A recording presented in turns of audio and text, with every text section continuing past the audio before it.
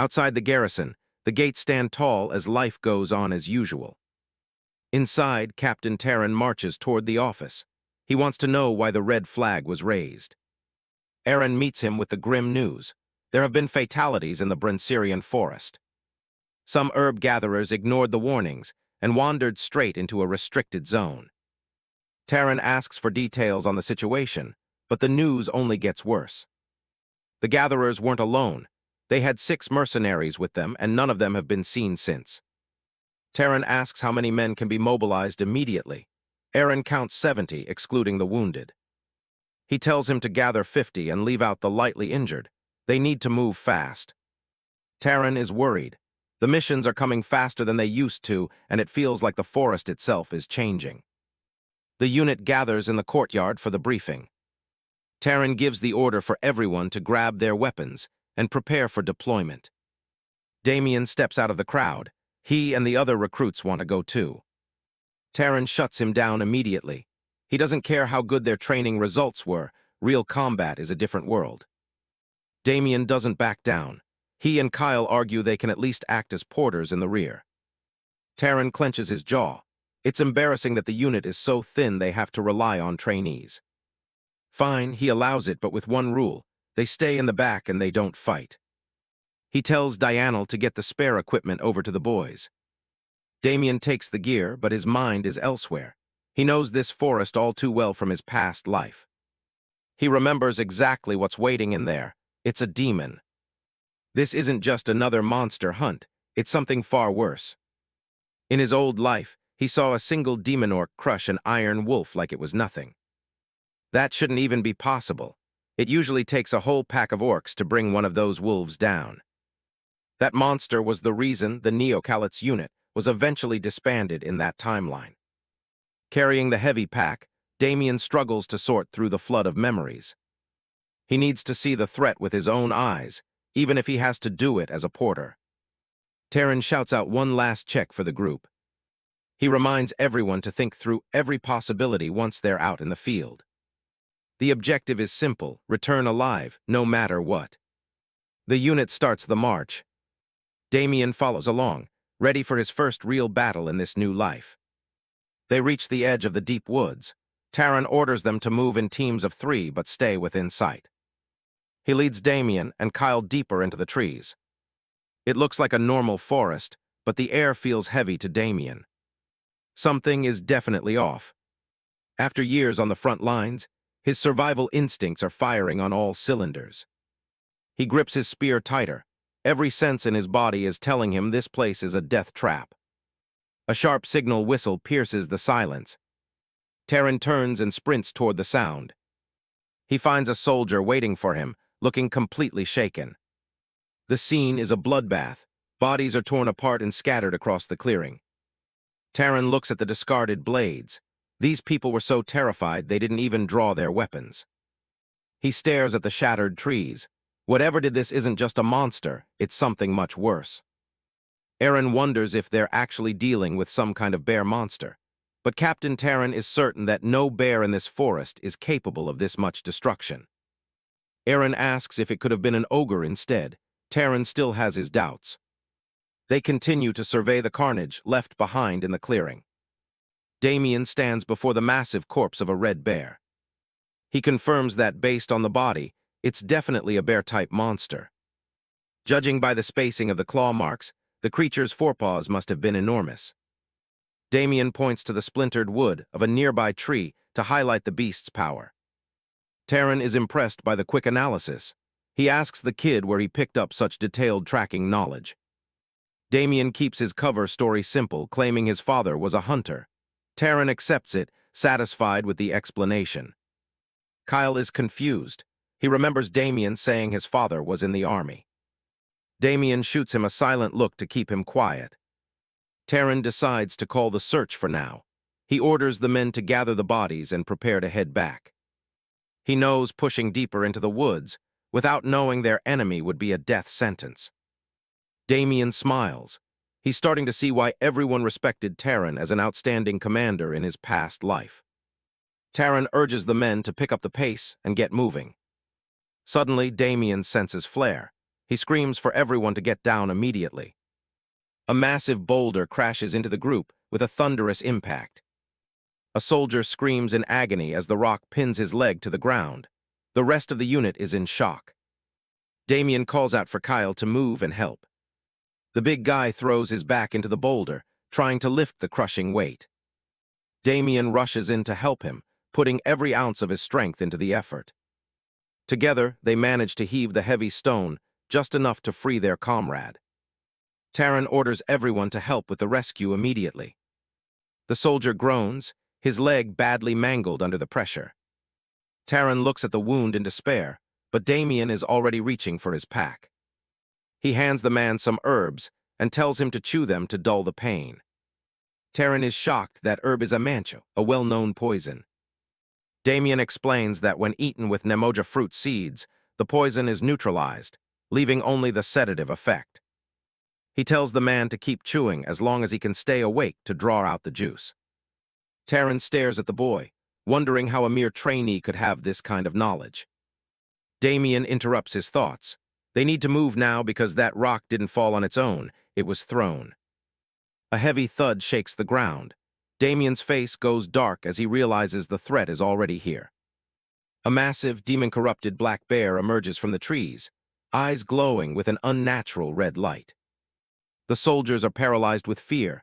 They've never seen a predator this size. Taran snaps back to reality and roars for his men to prepare for combat. The beast bellows a deafening roar and lunges at them. Everyone dives out of the way of the massive, bone-crushing swipe. Taran takes control, ordering the men to surround the beast and target its legs first. One of the veterans, Helson, steps forward to lead the charge. He brings his massive battle axe down with everything he's got. The heavy blade slams into the monster's thick hide. But it barely leaves a scratch. Helson is stunned.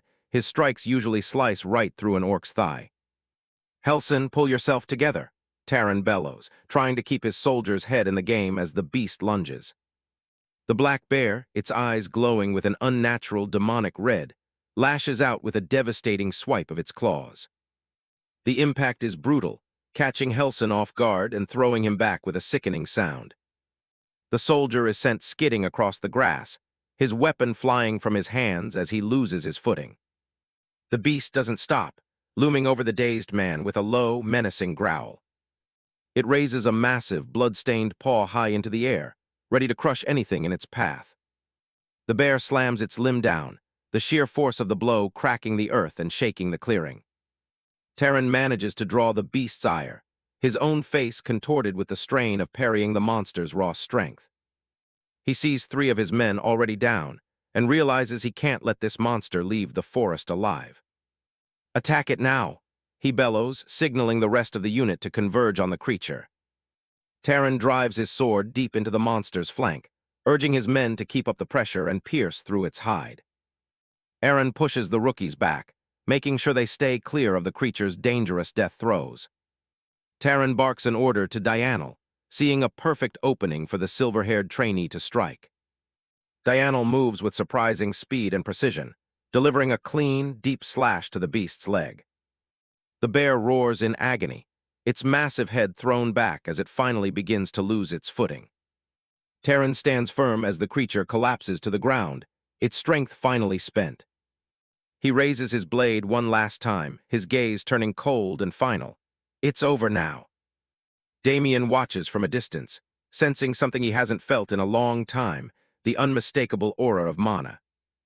With a final, decisive strike, Taran puts the beast out of its misery once and for all. The soldiers erupt in cheers, relieved that the terrifying battle has finally come to an end. Taran stands over the fallen beast, his breathing heavy as he surveys the damage. He notices a peculiar, darkened patch on the bear's skin that seems to pulse with a faint, malevolent light. He wonders if the creature was carrying some kind of infectious disease that could spread to the unit.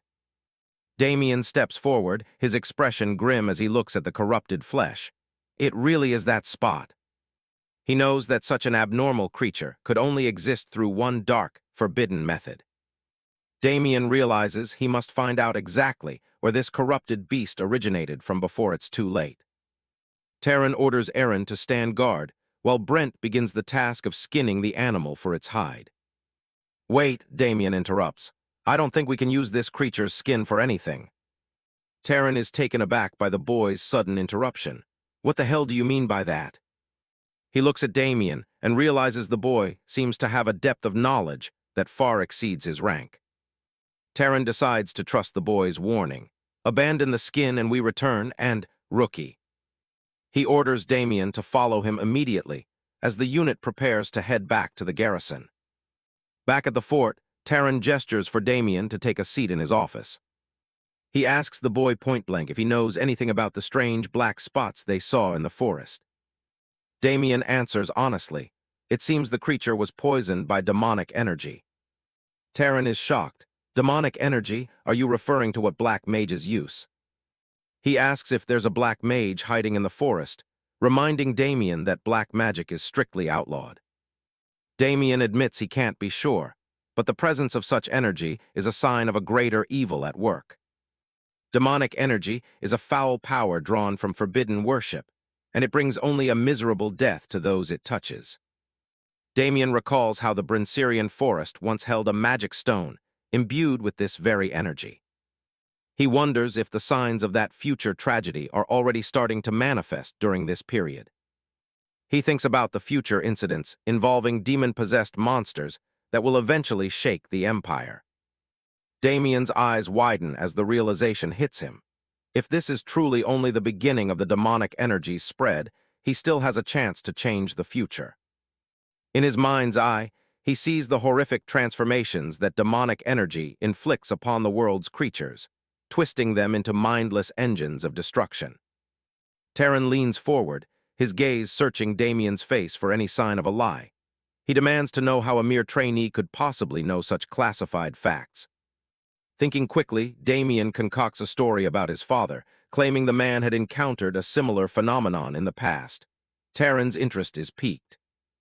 Damian continues his fabrication, knowing he's in a situation where he has to grasp at straws to maintain his cover while guiding the captain toward the truth. High above the garrison, the morning sun shines over the cold stone walls as the base prepares for another day of rigorous military life. Inside the bunkhouse, the atmosphere is heavy with exhaustion. Trainees groan and stretch, their bodies aching from the intensity of the previous day's mission. Suddenly, the door flies open as a fellow soldier bursts into the room, his face flushed with excitement and urgency. Hey, huge news. The news travels fast. The entrance to the Centurion forest has been completely sealed off by armed guards, with all entry strictly forbidden. The barracks erupt in cheers. For the common soldiers, a restricted forest means no more dangerous patrol missions and a well-deserved period of rest. Kyle notices Damian's troubled expression. He can't understand why the boy isn't celebrating their sudden windfall. Damian hides his face in his hands, a heavy weight settling in his chest. While the others see a vacation, he sees the wheels of a tragedy beginning to turn.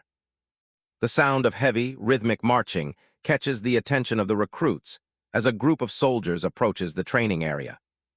A contingent of soldiers from the main garrison marches through the grounds, their arrival sparking immediate curiosity and concern among the trainees. The garrison official, a man with a sharp goatee and a stern presence, sits in Taryn's office, waiting for the captain to respond to his demands.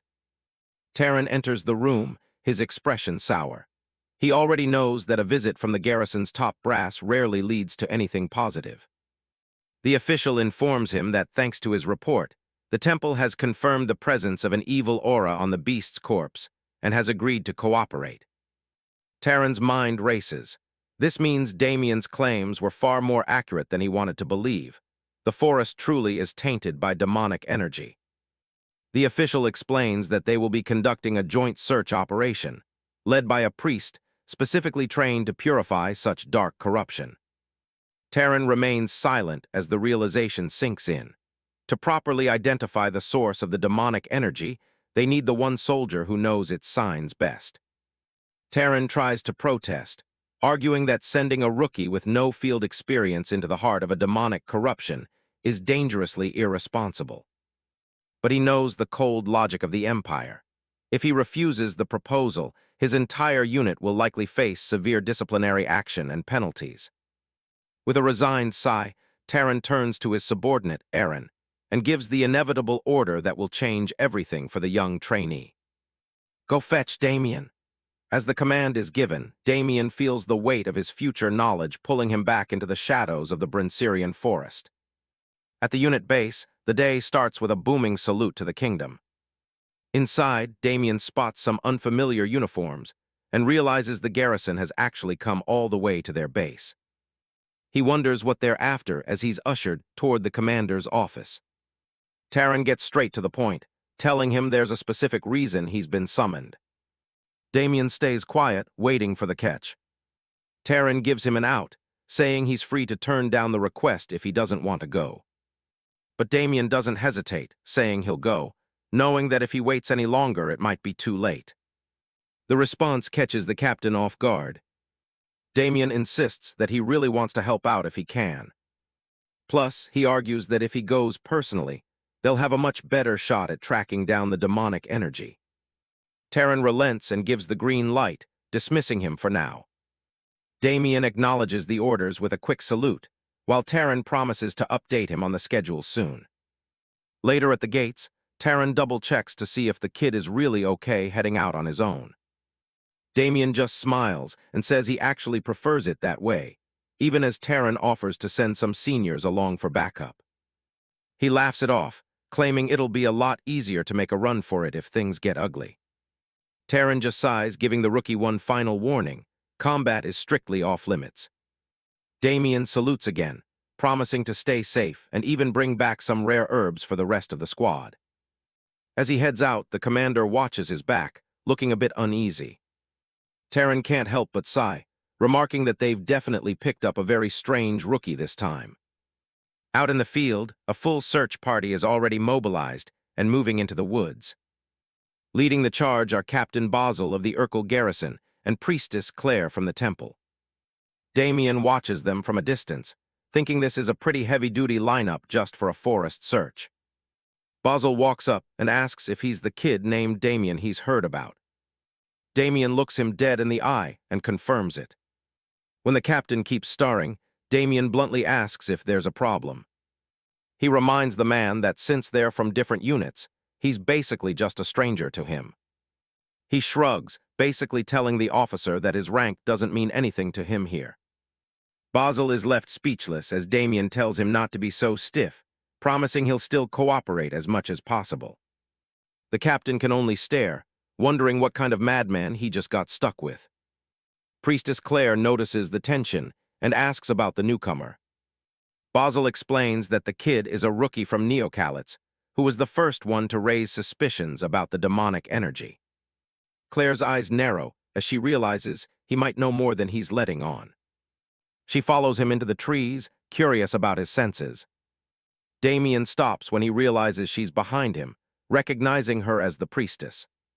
She asks if they can have a private word, and Damian agrees to talk. She gets right to it, asking how he could possibly identify the demonic energy lingering on the monster. Damian looks at her, trying to gauge if she's actually doubting his story. He falls back on his usual lie, claiming he learned everything from his late father who'd seen something similar. Damian flips the question, asking if she saw the corpse herself. She confirms she did, so Damian explains that while he knows the local wildlife, that creature was something else entirely. He describes how it had completely lost its mind and was covered in strange black spots, a clear sign of demonic poisoning. When she asks if he learned that from his father too, Damian just gives a simple yes and sticks to his script. Claire thanks him for the answer, though she still looks a bit suspicious of how much this kid actually knows. She notes that the group should probably keep moving and starts heading back toward the others. Captain Basil barks an order for everyone to advance further into the forest, warning them to report anything suspicious immediately. The garrison soldiers start moving, their armor clanking as they march deep into the thick trees. Damian lags behind a bit, looking around while thinking about the best way to handle this search. He decides to let the search party do their thing, while he focuses on something else he's been looking for. He starts scanning the forest floor, calculating that it should be about time for a certain rare herb to show up in this area. Suddenly, he drops to his knees in a patch of grass, catching the attention of the nearby soldiers. The soldiers immediately tense up, thinking he's spotted a monster or some kind of danger. But Damian's face lights up as he pulls a small plant from the ground, realizing he's just found a white lot, the ultimate herb for mana recovery. The garrison soldiers are absolutely furious, screaming at him for making them jump just to pick a weed. Damian barely even looks at them, letting out a dismissive scoff as they keep ranting. He looks the lead soldier in the eye and tells him that with a temper like that, he's probably going to die early. He reminds them that searching is their job, and he's only here as a consultant, so he's not doing anything wrong. The soldier gets right in his face, yelling that Damian is just interfering with the operation and scaring everyone. Damian just gives a smug grin, telling the guy that if he's this easily rattled, it's clear he's not very high level. He keeps the pressure on, asking the soldier if he realizes that every time he talks, he's just dragging the garrison's reputation through the mud. The soldier is stunned into silence, unable to even find a comeback. Captain Basel steps in and tells the soldier to shut up, clearly fed up with the bickering. He turns his glare toward Damian, warning him that this kind of impulsive behavior won't be tolerated since it puts the whole mission at risk. Damian gives a mock-innocent response, promising to stay within the search range from now on. Basel just sighs and walks away, clearly exhausted by the rookie's attitude. He orders the rest of the search party to put down their heavy gear and start a thorough sweep of the immediate area. But they don't even get a chance to start before a series of heavy crashes echo through the forest. A group of massive, red-eyed monsters bursts through the foliage, catching the soldiers completely off guard. The soldiers recognize them as orcs, but they seem way more aggressive than the ones they're used to fighting. Damian's eyes widen as he realizes something is very wrong with these creatures. Looking at the black spots on their skin and those glowing red eyes, he knows they're dealing with orcs poisoned by demonic energy. The demon-poisoned orcs charge with unnatural speed, closing the distance in the blink of an eye. One soldier screams out a warning to dodge, but the orc's axe is already coming down. The soldier realizes he's too slow to move, and he can only watch as the massive blade descends toward his head. A massive shockwave ripples through the air as the strike is blocked at the very last second. Damian stands over the trembling soldier, telling him to get a grip on himself. With his spear at the ready, he calls the guy a foolish bastard for ruining the garrison's prestige, finally stepping in to take care of the threat himself. The forest floor rumbles as a horde of demonic orcs charges straight for the garrison's line. The garrison official in charge screams for the men to hold their ground and get into formation.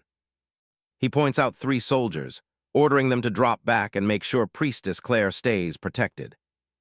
Damian watches from the rear, nodding that the officer seems quite experienced despite the sudden ambush. The front line buckles as the massive orcs slam into the soldiers' shields with brutal force. A sudden scream cuts through the air, drawing Damian's attention to the back of the line. One of the guards is barely holding back an axe as Claire cowers behind him on the ground. These aren't normal monsters. Their glowing red eyes and dark veins show they've been provoked by demonic corruption. The smell of divine power draws the orcs in, making Claire their primary target. The defensive line is falling apart as the beasts focus all their rage on the priestess. Claire clenches her eyes shut, hands trembling as she tries to maintain her prayer in the middle of the chaos. Watching from the side, Damian realizes the garrison won't last another minute at this rate. A flickering aura of divine power radiates from her, but it's weak and unstable. An orc bellows, lunging forward to crush the source of the light. The guards are getting overwhelmed, struggling just to keep the weapons away from their necks. Damian knows he was told to stay back, but if he doesn't move now, everyone here is dead. Purple mana surges through his spear as he drives it right into the first orc's vitals. He leaps high into the air, a blur of motion as he dives right into the center of the fray. His spear becomes a streak of purple light, tearing through the demonic hides with ease. The soldiers can only watch in shock as the beasts that were just crushing them drop dead. Damian lands and barks at the guards to get back to the front and help the others. The soldier hesitates, looking back at the priestess they were ordered to protect. Damian shuts them down, insisting he'll handle things here so they can focus on the main fight. Seeing the kids' sheer skill, the soldiers don't argue and rush off to rejoin their unit. With the immediate threat cleared, Damian turns his back on the battle and walks toward Claire. He asks her if she's all right, but her reaction tells him everything he needs to know. Claire is completely frozen, her eyes wide with the trauma of her first real battlefield encounter. Damian grabs her, forcing her to focus as he tells her to snap out of it before she gets them all killed. He realizes she's likely been using her power purely on instinct, without any real combat experience. He points out at the thickest part of the swarm, commanding her to release her power at its absolute limit. Startled by his intensity, Claire manages a weak nod and starts to focus. She gathers every ounce of energy she has left, her divine aura beginning to hum. Planting her staff firmly in the earth, she calls out a final prayer for help.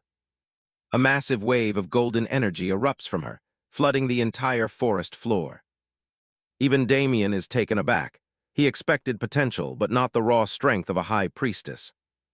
The entire clearing is engulfed in a blinding light that feels like pure sunlight. The demonic orcs shriek as the holy energy vaporizes their corrupted flesh instantly. Seeing the tide turn, one of the soldiers rallies the survivors for a final push. With the orcs blinded and weakened, the garrison finally has the opening they need to finish this. Heads fly as the soldiers vent their frustration on the remaining monsters.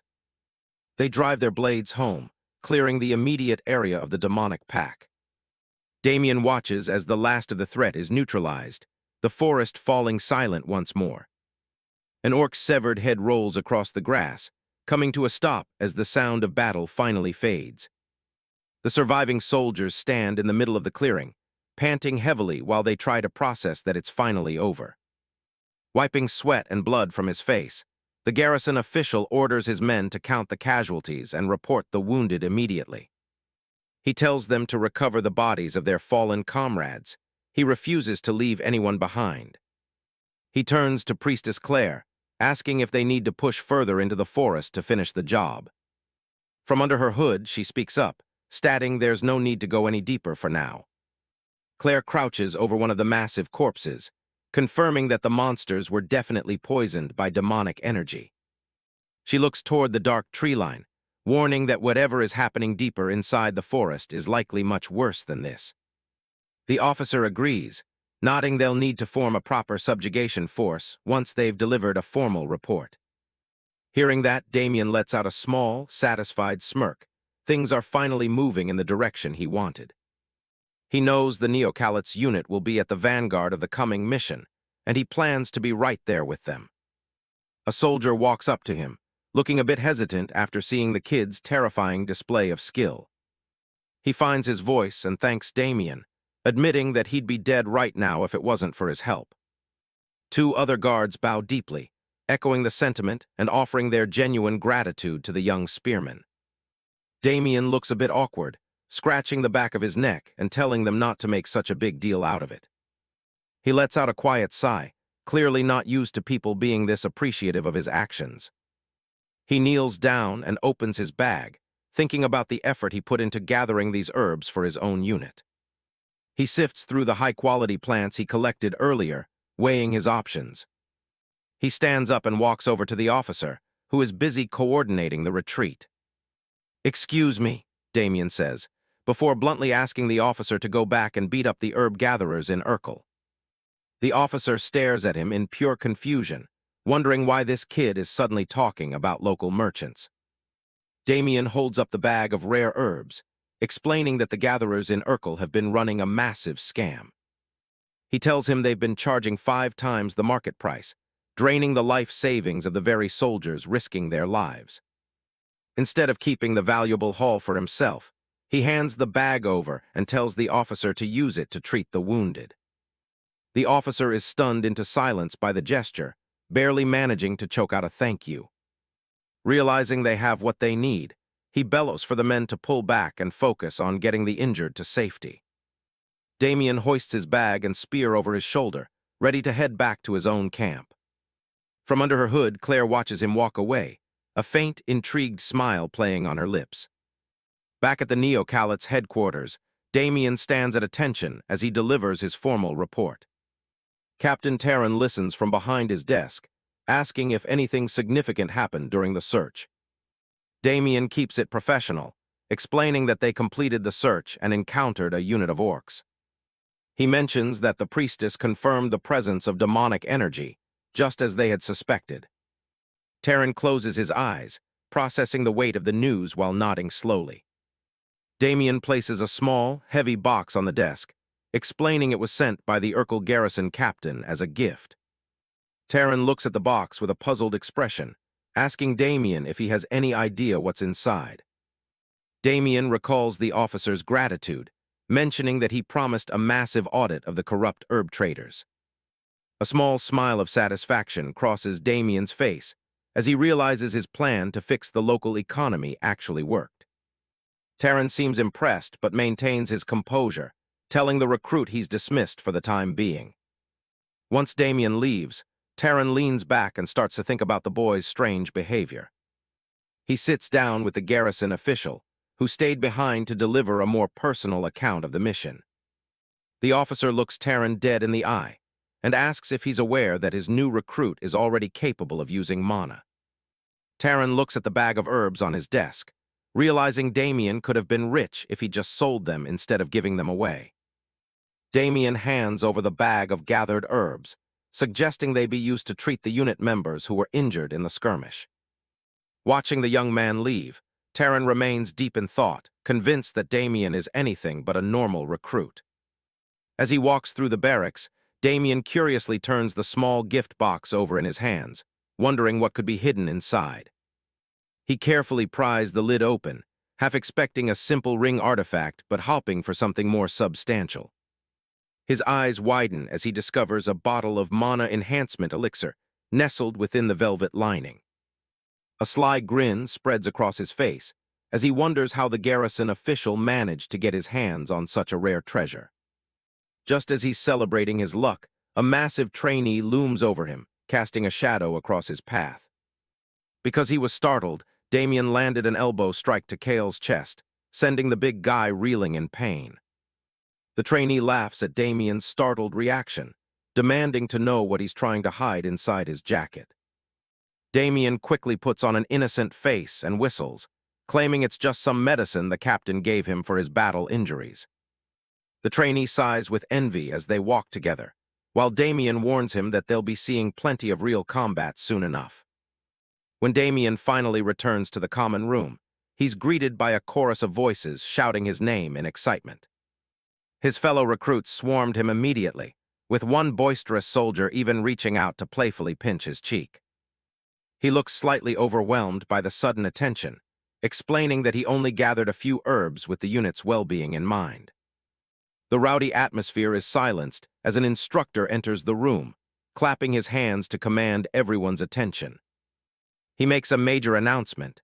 A formal subjugation force will be sent into the Brinserian forest before the month is out. The trainees erupt into cheers when they hear they'll have free time for the rest of the day, aside from their morning drills. One of the men leans over and asks the rookie what he plans to do with his first taste of freedom.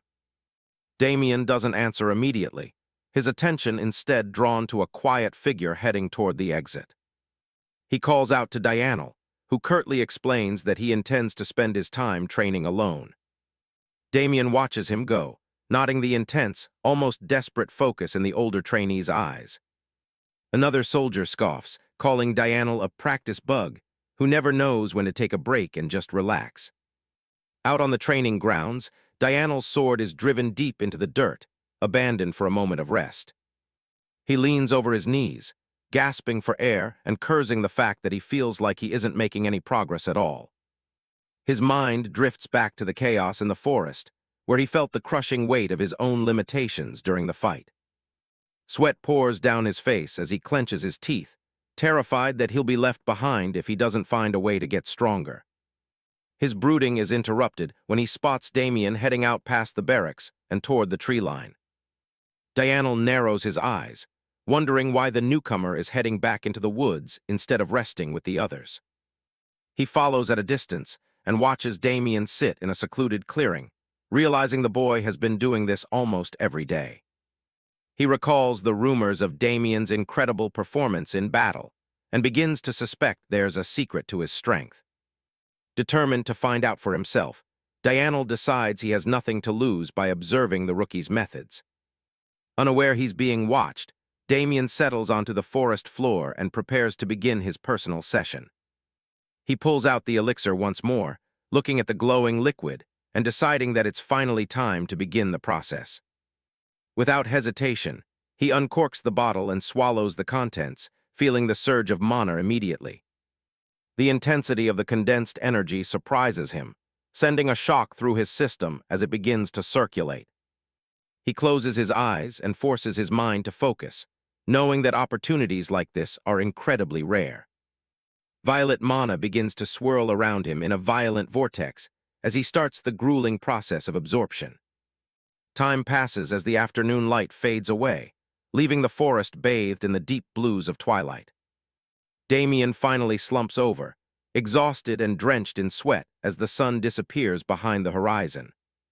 He can feel the mana slowly trickling into his core, frustrated that his small mana hole is limiting his growth speed.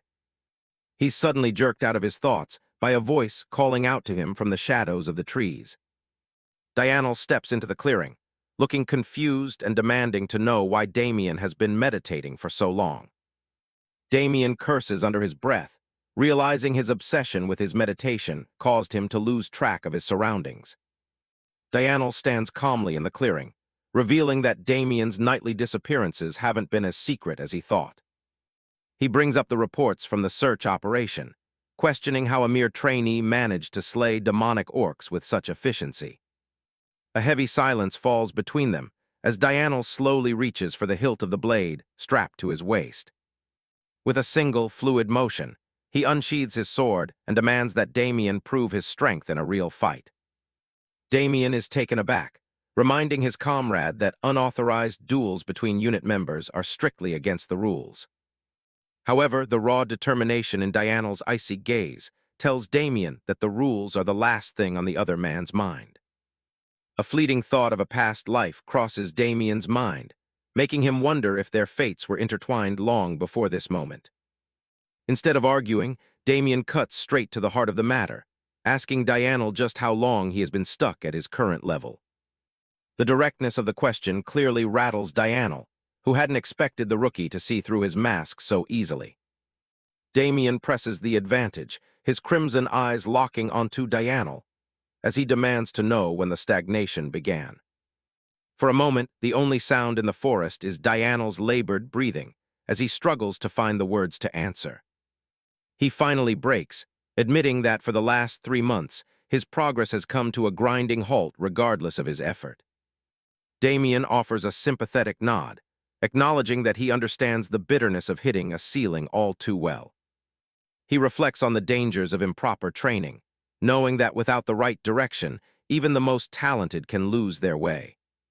Despite the risk of being caught by their superiors, Dianel is determined to spar, and Damian agrees to help him break through. Damian takes up a defensive position with his spear, warning Dianel that he won't be pulling any punches during this session. Dianel raises his own weapon in response, his resolve burning bright as he prepares to test himself against the mysterious trainee. The quiet of the night is shattered as the two weapons collide with a violent spray of sparks and a sharp metallic ring. Damian effortlessly parries the blow and beckons with his hand, inviting Dianel to throw everything he has into the next strike. Unaware of the duel nearby, Terran and the garrison official walk through the courtyard under the cover of night. Terran speaks of the strategic importance of the upcoming subjugation, hoping it will turn the tide in their favor. Suddenly, the garrison official pauses mid-sentence, his ears picking up a strange, rhythmic noise echoing from the distance. Terran turns his head toward the source of the sound, a look of suspicion crossing his face as he hears the faint echoes of battle. Taran and the garrison official make their way through the dark woods. They come across a clearing where Damian and Dianel are sparring late into the night. The official goes to intervene, but Taran holds him back. He knows the soldier has hit a wall in his training and wants to see how this plays out. Taran decides to just watch from the shadows for a while. It's already obvious to him that the gap in skill is massive. Dianel lunges with a heavy overhead strike. The rookie calmly tracks the blade, barely needing to move to dodge. Sweating and frustrated, Dianel can't believe he missed again. Not a single one of his attacks has even come close to landing. Damian watches his every move, reading his intent perfectly. He can tell the veteran is reaching his limit. A greatsword has incredible power, but it's a double-edged sword. Its sheer weight makes every swing predictable and easy to counter. Damian acknowledges the man's talent, but the weapon is all wrong for him. To him, that sword is nothing more than a shackle ruining the soldier's balance. He decides it's time to make the lesson sink in. Damian channels the mana he just cultivated, glowing with a purple aura. He lunges forward, closing the distance with incredible speed. Dianel feels the pressure shift and braces himself for the impact. He grits his teeth, banking on the raw power of his weapon. There's no reason to back down from a head-on clash when he has the upper hand. Spear meets steel in a blinding flash of energy. The force of the strike ripples through the air. The massive greatsword snaps in two, the blade burying itself in the ground. Dianel stands in shock, staring at the broken hilt. Damian doesn't care about the price tag, he just looks at the defeated man. He tells Dianel to get back up and try attacking with what's left. Dianel thinks it's impossible, but the spar isn't over yet. He catches his breath and readies himself for one more round. The soldier charges again, holding the broken blade tight. This time, his swing is much faster than before. He realizes just how light his body feels without the full weight of the sword. Damian stops the spar, seeing that the lesson has finally hit home. He asks if Dianel understands his point now. That weapon was meant for someone built like Kyle, not for him. Dianel realizes he's been fighting himself this entire time. Damian offers to buy a replacement, since the old sword is useless now. Securing a loyal ally like Dianel is well worth the price. They make plans to visit the weapon shop during their free time tomorrow. The next morning, they head into town. Dianel starts browsing the racks for a weapon that actually fits his style. Damian presents a pair of scimitars as the perfect replacement for the heavy greatsword. He explains they're popular in desert regions and will fit the soldier's natural speed much better. Dianel is skeptical. He's never used dual blades before and isn't sure he can make the switch. But Damian is confident, promising to teach him a technique that will make the transition effortless. The promise of becoming several times stronger is a hook that's impossible to ignore. Damian even pulls a fast one, telling the guy he's only paying if Dianel picks these specific swords. It's a steep price, but for Damian, the cost doesn't matter in the slightest. In his past life, there was only one person he'd truly trust with his back. That person was Dianel, a loyal comrade who gave his life for him on the battlefield. Now that he has a second chance, Damian is determined to do whatever it takes to save his friend. He plans to push Dianel to his absolute limits, even if the training is pure hell. As they head back, Dianel gets a sudden chill, sensing the brutal training arc Damian is cooking up. Meanwhile, at the Grand Temple, a very different conversation is taking place. Priestess Claire approaches the High Priest to confirm the rumors about the upcoming mission. He confirms the scale of the operation. The temple is sending a massive force, including 20 priests. Claire is floored by the news, as a mobilization of this size is practically unheard of. Without hesitation, she asks to join the front lines herself. She feels obligated to return to the forest where she just faced the demonic horde. The High Priest eventually relents and grants her request to participate. But Claire has an ulterior motive. She wants to know if the Neocalit's unit will be there too. Since they know the terrain better than anyone, they're a shoo-in for the mission. She looks away, wondering if a certain young spearman will be among the ranks. She still can't shake the memory of the moment Damian grabbed her and told her to snap out of it. The intensity of his command and the way he pushed her to use her full power is burned into her mind. Just the thought of seeing him again is enough to make her blush under her veil. Some memories stay vivid no matter how many decades pass. Like the weight of a spear at 25, heading into his first real battle and having to take a life. Fresh blood starts to pool on the parched ground. 2,000 enemies later, he's the only one left alive on this field. His armor is caked in grime and gore. This is the moment everything finally gives out and he collapses. But then the scene shifts. He's 13 again, caught in a meeting about his parents' inheritance between a nervous official and his greedy uncle. The inheritance official slides the papers over with a fake smile, asking for a signature. Damian looks at the contract, his eyes way too sharp for a child his age. The official tells him not to worry about the details, just sign and it's done. His uncle leans forward with a condescending grin, promising to hold on to the money until Damian is an adult. In his first life, this was the day everything fell apart. But not this time. He starts ripping the documents to pieces, demanding the funds stay in his own name. Scraps of paper flutter through the air as the uncle watches in pure shock. Damian is taking control now, setting new terms that no one in the room expected. He wants it locked in an account he alone can access, with zero chance of withdrawal by anyone else. The uncle's face twists, his fist clenching tight until it shakes. The guy loses it, lunging across the table to grab Damian by the collar and scream in his face. He told him he was just a snot-nosed kid who didn't know anything, so he had no business holding on to that fortune. The boy just smirks. He's almost glad the man is exactly the piece of garbage he remembered. A solid punch lands right on the uncle's jaw, silencing the shouting. The man goes down hard. Damian doesn't even flinch as he calls him out for what he is. He turns his attention to the official, who is suddenly very cooperative. The man starts scribbling down the special provisions as fast as his trembling hands will allow. Ordinarily, a 13-year-old would be at their mercy. But this kid has the soul of a veteran who's already lived a full, brutal life. Back on the battlefield, the moon shines down on a valley of corpses. Centurion Damian stands alone, leaning on his spear as the silence of the dead settles in. Every step he takes is heavy, his boots dragging through the blood-soaked dirt. He realized long ago that this operation was a reckless suicide mission.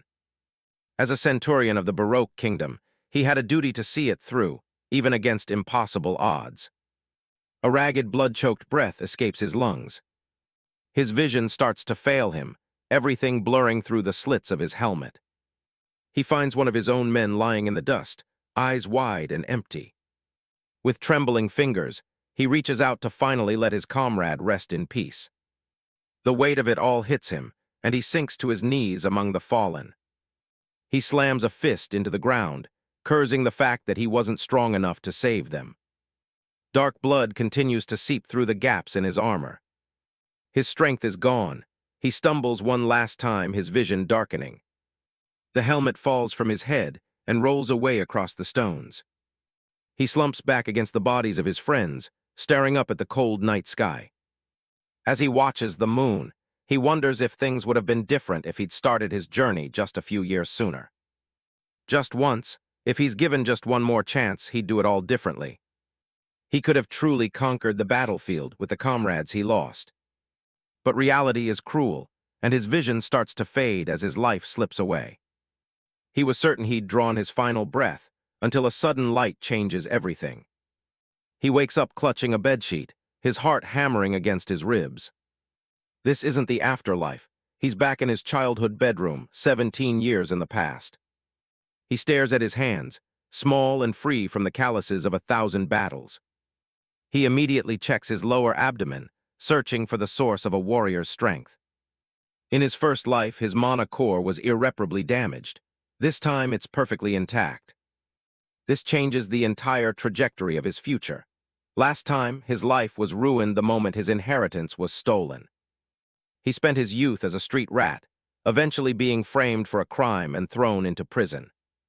From a cold cell, he was forcibly conscripted and sent to the front lines as cannon fodder. He was nothing more than an orphan destined for a miserable, forgotten end. Yet somehow, he managed to survive and climb the ranks to become a Centurion. Looking back, it's a miracle he made it as far as he did. But the brutal years of experience he gained, that's what he's brought back with him. A floorboard creaks outside. His veteran instincts instantly tell him he's not alone. Without making a sound, he reaches under his pillow and grips a hidden dagger. A gloved hand slowly turns the doorknob from the outside. The door swings open, and a shadow slips into the room. Before the intruder can even draw a weapon, Damian lunges from the bed like a coiled spring. The blade finds its mark, but the boy's small frame lacks the reach he's used to. He's annoyed. In his old body, that would have been a killing blow. The other masked men realize the target is fighting back and rush in to finish the job.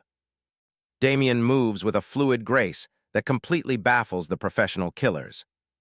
One of them lunges forward with a scream, swinging his blade wildly. That was a cheap, amateur move that Damian easily dodged with a simple bend of his body. He slips under the man's guard and lands a precise, lethal counterstrike. He stands in the center of the room covered in their blood, looking like a total predator. The two assassins were now completely incapacitated, left moaning on the floor. He grabbed one of the assassins by the collar, his grip as strong as iron. He needs information. Specifically, he wants to know if a man named Parker sent them. When the guy refused to talk, Damian drove his dagger into his thigh, showing him exactly what he was dealing with. His eyes glow with a lethal crimson light that makes the killer's heart skip a beat. That's when a new figure appears in the hallway, a blonde swordsman with a distinct scar over his eye. Damian recognizes him instantly. It's Muckman, the man who made his first life a living hell. He finishes off the intruder at his feet, never taking his eyes off the new threat. A dark smirk crosses his face. Things are finally starting to get interesting. 17 years ago, this was the night his nightmare truly began. In his original timeline, he was dragged away by these men, screaming and begging for mercy. They didn't see him as a human, just a piece of property to be beaten into submission. He spent the rest of his childhood in chains, a broken orphan with no way out. Damian recalls the greedy face of Parker, the man who likely orchestrated his downfall in his previous life. In the present, his dagger strikes true, sinking into the dark-clad figure of an intruder. He stands over the fallen man, the quiet of the room shattered by the brief, lethal struggle. "That son of a bitch," he mutters, his eyes burning with cold rage. "He sold me out." Muckman, the blonde mercenary leader, watches with a predatory smirk from the doorway. Muckman doesn't hesitate, lunging forward with a heavy sword strike. To any other 13-year-old, the attack would be a blur, but Damian dodges it with effortless grace. The mercenary's blade hits the floor, and his smirk vanishes, replaced by sudden confusion. Damian looks at him with an unnerving calm, wondering if Muckman was always this slow and weak. He easily weaves through a flurry of attacks, his movements practiced and economical. "You bastard!" Muckman bellows, his frustration boiling over as he fails to land a single blow. Damian's reflexes are forged from a lifetime of brutal combat and surviving against impossible odds. In his past life, he had eventually reached a level where he could perceive the hidden rhythm of an opponent. He watches Muckman's eyes, reading the intent behind every shift of his gaze. He tracks the subtle cues, the angle of the feet, the rotation of the waist, and the twitch of the shoulders. To Damian, Muckman's movements aren't a surprise. They are a clear map of his intended target. Muckman S eyes bulge in shock as he realizes he is completely outclassed by a child. It's too obvious, Damian thinks, slipping past the mercenary's guard like a ghost. He drove his dagger into Muckman's sword arm, a precise strike the swordsman never saw coming. Muckman gasps in pain as his sword falls from his weakened grip. Damian gave him no chance to recover, using his foot to kick the sword far away. You little," Muckman snarls, his face contorted with agony and disbelief. The mercenary slumps against the wall, his bravado completely shattered. He stares at the young boy holding a bloodied blade to his throat, trembling as his world is turned upside down. Damian looms over him, the cold moonlight reflecting in his crimson eyes. "You're clearly just 13, Muckman stammers, unable to accept the reality of his defeat. Damian wiped the blood off his small dagger with an ice-cold expression, asking him if he wondered why he had so easily blocked his strike. He tells the man that his movements are so predictable he can see every attack coming a mile away. Muckman can only stare in mute horror, sweat beads rolling down his forehead. Damian doesn't care if he believes it or not. The results speak for themselves. Muckman tries to warn him that his death will only bring more trouble from his associates. Damian isn't intimidated, pointing out that a dead man can't spread any rumors. He leans in close, his voice a lethal whisper, asking if it was Parker who orchestrated the hit. The silence in the room is heavy as Damian waits for the answer that will confirm his suspicions. He makes it clear that he's willing to maim the man if he continues to withhold the truth. Muckman looks into the eyes of a 13-year-old and sees the soul of a merciless Centurion. Damian's stare is unrelenting, a predator waiting for its prey to break. Terrified for his life, Muckman finally confesses that Parker was indeed the one behind the plot. Damian nods slowly. "That's all I needed," he says, his voice flat and final. Muckman's eyes widen with a final, desperate surge of fear as he realizes his confession won't save him. Damian delivers the killing blow without a hint of hesitation or remorse. He looks back at the bodies, knowing he needs to finish cleaning up before he makes his escape. Damian reflects on the hard-earned wisdom from his past life, that it is best to avoid making enemies whenever possible.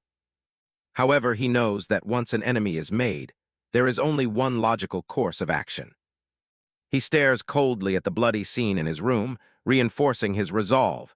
He must thoroughly crush those who stand against him. Outside, the moon shines brightly over the estate, oblivious to the violence unfolding within its walls. In a separate office, a hooded mercenary checks his pocket watch, confident that the job at the estate should be nearing completion. Parker sits at his desk, nursing a bruised cheek and fuming with rage at the thought of Damian coming his way. The mercenary reassures him, promising to finish the job and drag the boy there. The mercenary smirks, noting how deeply angry Parker must be to hire a professional to catch a mere child. Parker slams his fist onto the desk, his face contorted with hatred for the bastard who caused him such humiliation. The mercenary tells Parker to be patient, warning him not to even think about cutting the payment just because the job took a little longer than expected. A sudden knock at the door interrupts their conversation, causing Parker to look up in surprise. The mercenary senses someone's presence, announcing that their target has arrived. Parker's thoughts are filled with murderous intent, held back only by the promise of an insurance contract.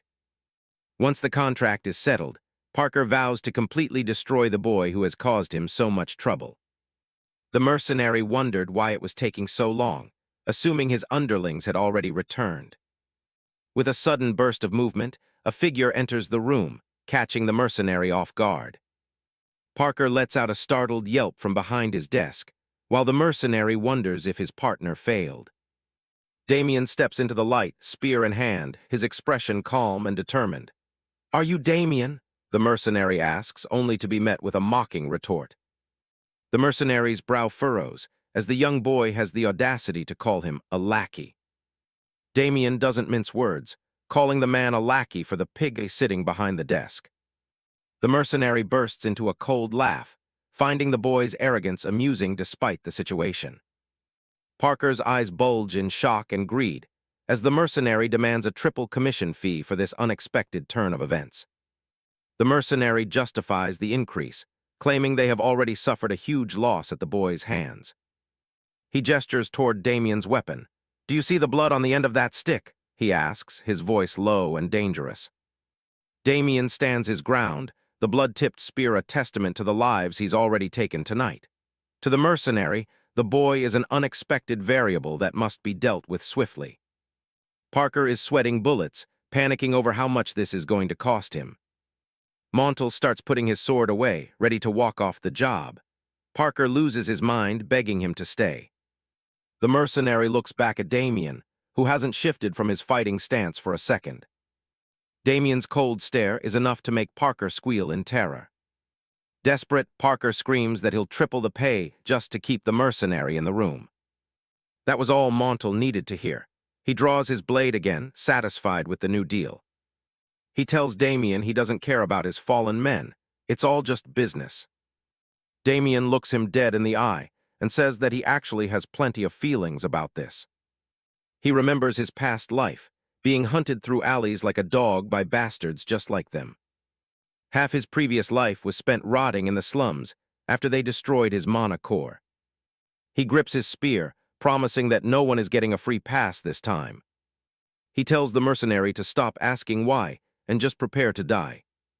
Montal lunges forward, calling Damian nothing but an arrogant little brat. But Damian's already moving, aiming his spear low to take out the mercenary's mobility.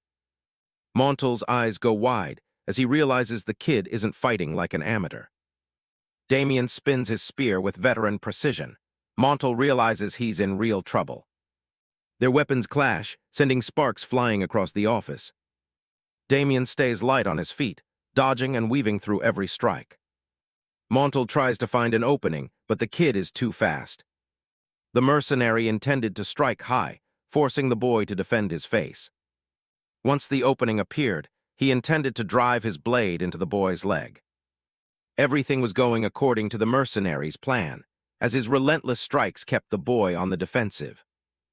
The mercenary successfully drew Damian's attention with a high punch. He smirked mockingly, "This is the real attack, kid," as he lunged his blade toward the boy's thigh. But all he got in return was a look of confusion, as he completely failed to keep up with Damian's movements. Damian predicted exactly how the mercenary would react to his initial move.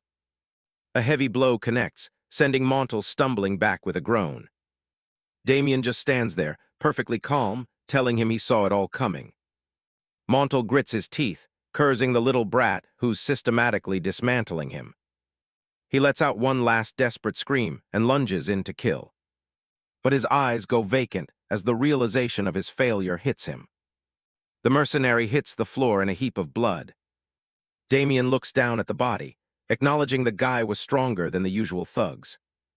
But in the end, he was still just more back-alley trash to be cleared out. With the mercenary dealt with, Damian turns his attention back to his uncle. Parker is on his knees, shaking and begging Damian to listen to him. Damian starts walking forward, his boots clicking rhythmically on the floor. Parker scrambles back in pure terror, screaming for him to stay away. A horrific scream echoes out from the mansion and into the night. Cut to a week later, a bank official informs Damian of a massive deposit into his account. Damian looks over the paperwork. First order of business after the incident was collecting the insurance. He bows politely to the official, looking like a perfectly normal, well-behaved noble boy. As the carriage pulls away, the official tentatively asks Damian where he's headed next. He notes that the carriage Damian arrived in suggests he's preparing for a very long journey. Damian looks out the window and calmly states that he's planning to enlist in the army. The official is stunned, but Damian just adds that there are people he needs to meet. As the wheels rattle against the road, Damian reflects on his decision. He knows his old comrades will be there, but more importantly, the military is the only place he truly belongs. In his mind, he sees the future. In just 5 short years, the world as they know it will completely change. Conscription will become mandatory for every young man, as a massive, unavoidable conflict begins to brew. The age of war is coming, and no corner of the kingdom will be safe from the bloodshed. Damian touches his chest, thankful that in this timeline, the incident that shattered his mana hole never happened. He knows it's far better to volunteer now, while he's young instead of waiting until he's 25 like before. His first step is to spend a week training in the capital using a specialized cultivation method. Instead of being swept away by the currents of the era, Damian intends to be the one who rules it. He stares ahead with a cold determination, his mind already set on the battles to come. A week passes, and the scene shifts to the imposing stone walls of a military outpost. A spear strikes a training dummy with explosive force, sending wood chips flying. A group of onlookers watches in awe, wondering who the kid is and where he learned to fight like that. Damian finishes his drill, annoyed that his current body is still far too weak for his liking. Damian looked down at his small, unblemished hands, now starting to bleed from the intense training. He couldn't help but wish they had the calloused toughness from his past life. The skin is soft and prone to blistering, a frustrating reminder of how much work he has ahead. An officer approaches Damian, asking if he's here to apply as a new trainee. The man is genuinely impressed by Damian's spear technique and asks where he learned it. Damian wonders if the officer recognized the style as the legendary Kingdom's greatest spear art. It's a fancy name for the basic style used by every soldier in the kingdom, but Damian's mastery makes it look like something else entirely. He quickly lies, claiming it was just a technique his late father taught him. The officer immediately apologizes for prying into such a personal matter. Damian reassures him, adding that his father took great pride in his service, which is why he's enlisting too. The instructor is completely sold on the story, practically awarding him a perfect score on the spot. Clearing his throat, the man asks for the young man's name. Standing at attention, he introduces himself simply as Damian. The officer wishes him luck and heads off, satisfied with the new recruit. Damian watches him go, bowing politely and thanking him for his time. Once alone, a strange, familiar energy begins to swirl around Damian Rightquote's hand. He recognizes the feeling immediately, the warmth of mana flowing through his body. He smiles to himself, realizing he can finally use mana in this new life. It's all thanks to the Delft mana cultivation method, the technique he spent years memorizing. It was a futuristic method developed 15 years later by a genius from the Delft family. The method was notoriously difficult and demanding, but it was famous for being the most efficient style in existence. He remembers how his old comrades used to tease him for studying it so hard back in the day. They thought it was a waste of time since his mana hole was shattered, and he couldn't even handle mana anyway. Damian had just gritted his teeth and kept memorizing, hopping to find any method that might help him. All that teasing was for nothing, because now, that forbidden knowledge is his greatest weapon. Damian stands alone in a quiet moment, focusing his energy until a faint purple aura of mana swirls around his waist. He is ready for the exam. He looks toward the training grounds, his crimson eyes sharp with a cold, unwavering focus. As he walks, his mind goes back to his past life, remembering a specific man who was the heart of the third training camp. He recalls Raymond, a tall, muscular instructor with swept-back gray hair and a stern, professional demeanor. Damian wonders how he compares to that legend now. The wide training camp is filled with dozens of young applicants, all gathered under the bright sun for the first day of trials. The first test is announced, a simple yet grueling test of strength where each boy must lift a large, heavy boulder. Damian stares down at his rock, preparing for the strain. The goal is to lift a 30 kg stone completely over one's head. It's a perfect way to weed out those who are physically unfit for the military before the real training even begins. With a sudden burst of power, Damian heaves the boulder up until his arms lock. The proctor shouts his name and declares him a pass. He exhales slowly, barely breaking a sweat. Since he's already mastered 1-star mana, this level of physical exertion is nothing to him. The instructors gather the remaining recruits together as the first round of testing comes to a close. Raymond, the stern instructor Damian remembered, stands on a platform and bellows for silence to announce the second phase. "The long-distance run," he yells, his voice booming across the field. Damian stands ready among the other trainees. Raymond explains the rules, a 90-minute time limit for the course. Minor bumping is allowed, but nothing more. He warns them that anyone caught attacking another applicant will be disqualified immediately. Damian realizes the rule is a trap. The instructors must have mixed themselves into the crowd to catch anyone trying to cheat. He spots a group of men who look far too experienced and composed to be normal recruits, watching the crowd like hawks. A slight smirk crosses Damian's face. He knows exactly how this game is played and decides to have some fun with it. A long red line marks the start of the designated track that winds through the training grounds. While he stretches his arms, someone mentions they're in the same group. Damian looks up, curious. He sees a friendly-looking boy with shaggy blonde hair and bright blue eyes. The boy admits he's been watching Damian for a while. Damian is struck by a sense of déjà vu. He's certain he knows this boy's face from his memories of the future. The blonde boy leans in close, a knowing smile on his face as he asks Damian if he's really going to keep feigning ignorance. In a low whisper, the boy reveals his discovery. He knows that Damian is secretly using mana. Damian reflects that while it's unusual for a commoner to have mana, it's usually a sign of a very special background or wealthy backing. He doesn't deny it, instead sizing up the boy who was observant enough to notice his subtle technique. The boy asks for Damian's name, prompting Damian to ask for his in return. "It's Appel," the boy says proudly. Damian's eyes widen as the name clicks in his head. This is the future legend. Damian recalls that Appel was a commoner-born hero who became a general and a count by the age of 30. He was the ultimate inspiration for every common soldier, a man whose rise to power was nothing short of legendary. Appel mentions he was getting bored because no one else their age was worth talking to, so he's glad he found Damian. He suggests they both do their best in the race. Damian considers that it's better to be on good terms with such a talented individual. They seal their agreement with a firm handshake, a meeting of two future powerhouses. Raymond's voice interrupts them, yelling for everyone to get ready as he prepares to start the race. A piercing whistle blows, and the crowd of recruits explodes into motion, their boots pounding against the earth. The applicants charge forward, desperate to secure a good position in the opening moments of the long run. Damian runs with a calm, efficient stride, noting that many others are already sprinting too hard right out of the gate.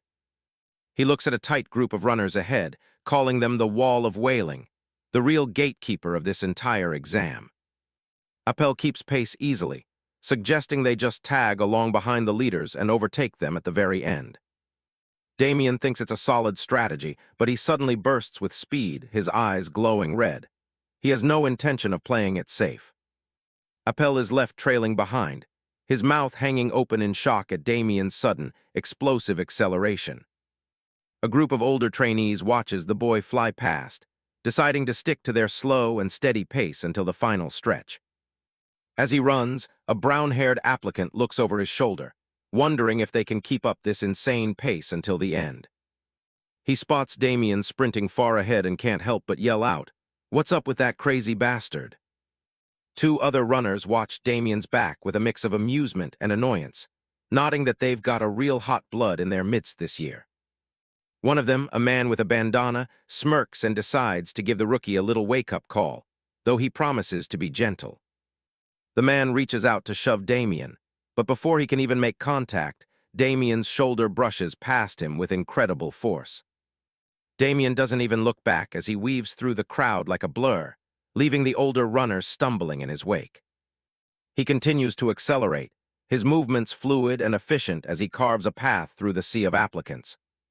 His sudden burst of speed causes a chain reaction, with the instructors shouting orders to stop him before he disrupts the entire flow of the race. Damian knows that while the instructors are skilled, they are still just camp trainers compared to the monsters he faced in his previous life. He uses their surprise to his advantage, kicking up a trail of dust as he widens the gap between himself and the rest of the pack. Watching from within the crowd, other applicants are inspired by his bold move, their own competitive fires beginning to burn. Appel, running among them, grins with excitement. He isn't about to let himself be outdone by someone his own age. Appel leans forward and charges, a streak of blue light trailing behind him as he follows in Damian's wake. The other recruits are thrown into a frenzy, shouting that they should follow the same aggressive strategy. "Let's go too." The one-sorterly run quickly devolves into a chaotic scramble, as everyone tries to keep up with the new, blistering pace. Looking down from a distance, the scene is one of total pandemonium, with dust clouds rising all along the track. Two instructors watch the spectacle with concern, wondering if the second training ground is always this chaotic. One asks if they should deploy more staff. A calm, authoritative voice tells them to leave it be, standing firm even as the chaos unfolds before them. Instructor Raymond walks slowly toward them, his hands clasped behind his back. He dismisses their worries about rigging the exam. He points out that being able to influence others and change the flow of a battle is a vital skill in itself. Damian is doing exactly that. Raymond's lips curl into a small, impressed smile. His instincts were right. This boy is a wild card who can create unexpected variables. He watches as the sea of applicants follows Damian's lead, the entire group moving as one under the boy's unintended influence. For Raymond, the true leaders on a battlefield aren't always the strongest. They're the ones who know exactly how to light a spark in the hearts of others. Damian's lungs are burning, but he's finally hitting the 29th lap. He pushes through the exhaustion for the final stretch. Right as he does, Appel pulls up beside him. The blonde kid notices Damian's still got plenty of energy and asks if this was all part of the plan. Looking back at the other recruits collapsed in the dirt, it's a total massacre. Without using mana, they'd be right there with them. Damian just smirks. If you've got a trump card, you might as well play it. Appel laughs, realizing he's found someone actually worth competing with. They hit the finish line at the same time. The instructor is left speechless as they both secure an official pass. Inside a high-level command center, word is starting to spread about a certain new recruit. Raymond, one of the camp instructors, sent in a report about a 13-year-old kid who's already turning heads. Raymond is usually impossible to impress, so this report definitely gets some attention. The man in charge is starting to get genuinely curious. He's a rugged commander with an eye patch, and he wants to know exactly who he's dealing with. Back at the training camp, the atmosphere is heavy. The results are posted, and it's a messy mix of soul-crushing despair and pure relief. Damian stands there with his arms crossed, wondering why everyone's treating a military draft like a lottery win. In his memory of the future war, conscription was a death sentence people would do anything to dodge. But for now, the capital is still living in a bubble of peace. Suddenly, Appel comes over to congratulate his new squad mate. Damian realizes they both managed to make the cut. The blonde boy points out the name right at the top. Damian is ranked first among everyone. Appel is looking forward to working together, even if they don't end up in the same unit. They've got 1 week of freedom left before they're officially owned by the army. Damian's not planning on resting, though. He's already got a busy schedule ahead. He tells Appel he needs to head into the city to pick up some supplies. Appel gives him a pro tip about the military boots. Apparently, they're like walking on rocks and need extra padding. Damian doesn't need the warning. He can still feel the blisters from his previous life. He thanks the guy for the advice anyway. When asked about his own plans, Appel says he has some business to handle too. He tries to whistle it off, but Damian can tell there's more to this kid than he's letting on. They wave goodbye and head their separate ways for the week. As soon as Damian is out of sight, an old man in a hood approaches Appel. Turns out the friendly recruit is actually a young master with a private carriage waiting. Appel watches him go, wondering why a kid with that much mana potential would even bother enlisting. During the entrance exams, he could already sense that Damian wasn't just some ordinary civilian. Damian replied that his remark back then probably came off as him bragging about his own talent. Appel wiped his brow and laughed off Damian's remark. Damian simply replied that the military was the only place where he could truly prepare for what was coming. Back in the present, Appel realizes that Damian is definitely hiding some deep secrets of his own. The blonde boy tells his servant Alan that this is a guy they'll be seeing for a long time. Alan has the carriage prepped and ready to roll. Appel gives the old man a hard time about calling him young master out in the open. They disappear back into the heart of the city. The capital looks magnificent from above, bathed in the midday sun. Walking through the streets, Damian finds the sheer scale of the piece almost unbelievable. While most are busy buying and selling, the gap between the rich and poor is already visible. Beggars in the shadows plead for even a crumb of bread as people pass them by.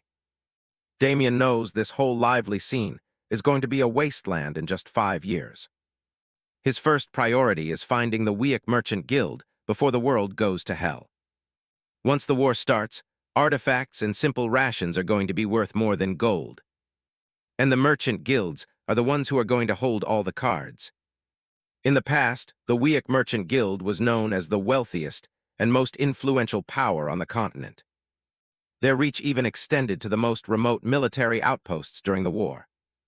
At the front lines, a weary soldier spots the relief supplies finally pulling into camp. It's the Weak Guild's carriages, the only thing standing between these men and total starvation. Some soldiers are bitter, watching merchants get rich while they die on the battlefield. Damian, as a seasoned veteran in this memory, reminds them that without those supplies, they'd all be long dead. The recruit knows he's right, but the resentment is still hard to shake. Still, funding charity on such a massive scale during a war is no easy feat. The order is given for everyone to go and grab what they can. The troops scramble toward the wagons before everything is picked clean. A soldier points out the figure overseeing the distribution, the guild master himself. Damian looks over and sees someone in a distinctive white robe standing at the head of the caravan.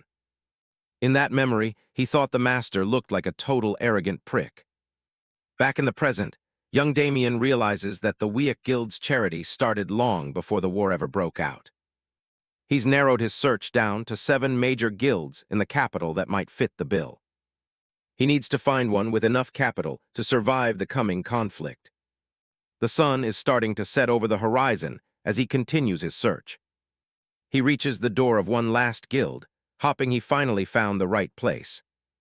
Damian lets himself in and calls out to see if anyone's around. A polite man in a vest walks out to greet the young visitor. Damian gives a respectful bow, mentally crossing his fingers that this isn't another dead end.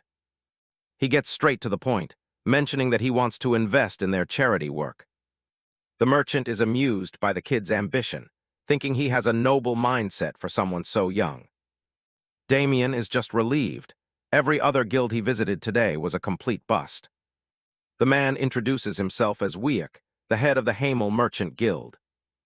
Damian freezes, the name matches. He's finally found the right man. He introduces himself as Damian and takes a seat to talk business. Then he drops a weirdly specific question, asking if Weak has a son. Weak just laughs, saying he doesn't have a son, only one immature daughter. Damian's heart sinks for a second, wondering if he's made a mistake. Just then, the door swings open behind him. A young girl's voice calls out, announcing she's back home. Damian turns around and his eyes widen. He recognizes that face instantly. Weak introduces his daughter and tells her about Damian's interest in their charity project. She gives him a warm smile and a polite greeting. She's curious about this kid, who's so eager to put money into their work. Damian is having an internal crisis because his memory was sure the future guild master was a man. But looking at her, the resemblance is too perfect to be anything else. He starts to wonder if that pretty-faced guy in the white robe from his memory was her all along. She asks him for a specific number. How much does he actually want to invest? Damian clears his throat and casually drops a bomb. He wants to start with 300 gold pieces. Weak and his daughter are absolutely floored. They can't believe a child is throwing around that kind of fortune. Weak is hesitant, clarifying that if this is an investment and not a donation, the terms will be very different. Damian confirms his intent. In exchange for his gold, he wants a significant portion of the Hamel Merchant Guild's future shares.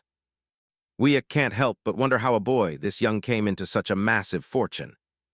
He stares at the kid, trying to gauge if this is some kind of elaborate prank or a serious business offer. He politely asks if Damian would be willing to reveal the source of such a large sum of money. Damian keeps a straight face, claiming it's just inheritance from his late parents, and he wants it to go toward a good cause. Weak apologizes for the prying, and Damian waves it off with a calm smile, understanding the merchant's caution. Weak explains he'll need to hold a meeting with the rest of the guild to discuss the shares, and they agree to speak again once a decision is made. After Damian leaves, Weik stands in the hallway with his daughter, still trying to wrap his head around the encounter. He finds it surprising that a boy of only 13 could be so bold and composed. But he saw something in those sharp crimson eyes, a depth and intensity that belongs to someone far older than a child. He jokes that if the boy were just 5 years older, he'd be the perfect match for his daughter. His daughter's face turns bright red as she tells her dad to knock it off and stop talking nonsense. She's completely flustered by the suggestion, while Weik just laughs at her predictable reaction. Time passes quickly after the deal is struck, and soon the day of enlistment finally arrives. Damian stands before the training camp gates, feeling like today is the true beginning of his fresh start. He looks up at the bright sky, resolved to make sure this life doesn't vanish in vain like the last one. Clenching his fist, he vows to be the one who eventually devours the Empire from the inside out. He steps into the barracks of the 3rd training camp, assigned to the 1st platoon. He scans the room for familiar faces, but he doesn't recognize anyone from his previous life yet. He tosses his bag onto his assigned bed, a bit disappointed that he hasn't run into his old friend Appel yet. Suddenly, a booming voice calls out a greeting, catching everyone's attention. A muscular man named Brian introduces himself as the platoon leader, who will be in charge for the next month. He wastes no time, announcing that they are starting a personal effects inspection immediately. He's looking for anything forbidden, extra food, drinks, or luxury goods like alcohol and tobacco.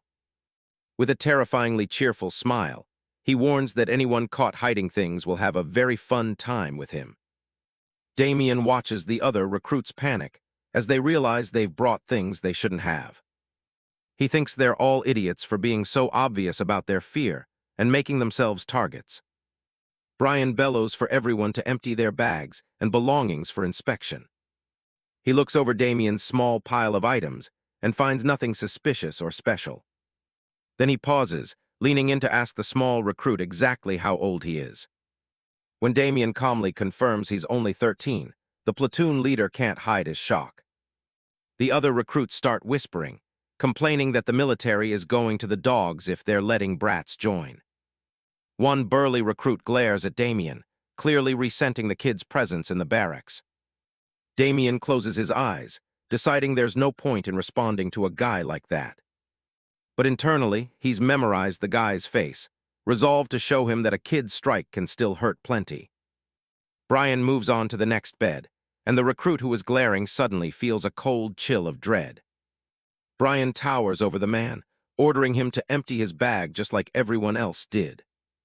The platoon leader leans in with a menacing grin, asking if he needs to personally search the bag. Terrified, the guy starts frantically dumping out everything he has, revealing the contraband he tried to hide. Brian turns back to the rest of the group, issuing a final, stern warning. Anyone else caught hiding forbidden goods will spend their entire night running laps around the training yard. Brian continues his inspection, shouting for the recruits to hurry up and empty their bags completely. Damian watches from his bed, thinking to himself that it serves the idiots right for trying to bring contraband into a military camp. Once the bags are cleared, Brian mentions that he needs to select a cadet platoon leader to help manage the soldiers. He pulls a crumpled piece of paper from his pocket, looking through the scores of the recent entrance exams. He notes that one soldier in their platoon passed with exceptionally high scores, and he scans the room for the name on the list. He calls out the name Damian, looking around the room to see who will step forward. His eyes briefly land on the burly recruit who was glaring earlier, but he quickly dismisses him, knowing a leader needs character as well as skill. But Brian wasn't one to jump to conclusions, so he double-checked by asking if the burly recruit was indeed Damian. From a corner of the room, a boy's voice calmly confirmed, "I'm right here." Brian stops dead in his tracks, his eyes widening as he realizes the top scorer is the 13-year-old boy. He stares down at the kid, completely blindsided by the fact that someone so young outperformed every other recruit. He double-checks Damian's age, and the boy calmly confirms that he is indeed only 13 years old. The burly recruit, Kyle, snaps in frustration, complaining that the military isn't a playground for children. Brian tells Kyle to quiet down, but the older recruit refuses to let the matter go. Kyle argues that a cadet leader needs to have clear leadership skills, and that a brat, like Damian, will only ruin the platoon's discipline. He points a finger aggressively at Damian, making it clear he won't take orders from someone so much younger than him. Damian lets out a small, mocking smirk, thinking that he didn't even want the extra hassle of being the leader. However, he decides to play along just this once, finding it amusing to bait someone so easily provoked. With a sharp, confident smile, Damian remarks that he would still do a better job than a moron with nothing but muscles in his head. Kyle is stunned into silence for a second before Brian steps in, confirming the older man's name is indeed Kyle. Brian reaches out and firmly grabs Kyle Right's shoulder, his grip tightening as a warning. He leans in close, his expression dark as he tells Kyle that if he insults his fellow soldiers again, there will be more than just a warning. Kyle is visibly sweating as the instructor looms over him. Brian points out that leadership requires more than just a high score. Kyle tries to protest again, but he can barely get the words out. Brian proposes a solution, a direct sparring match between the two of them. Whoever wins will officially become the cadet platoon leader. Brian turns to Damian and asks if he's actually okay with this arrangement. Damian realizes this is the perfect chance to establish some real discipline. He points right at Kyle and asks if all he has to do is crush this big lump of muscle. The rest of the trainees are more than happy to watch the show.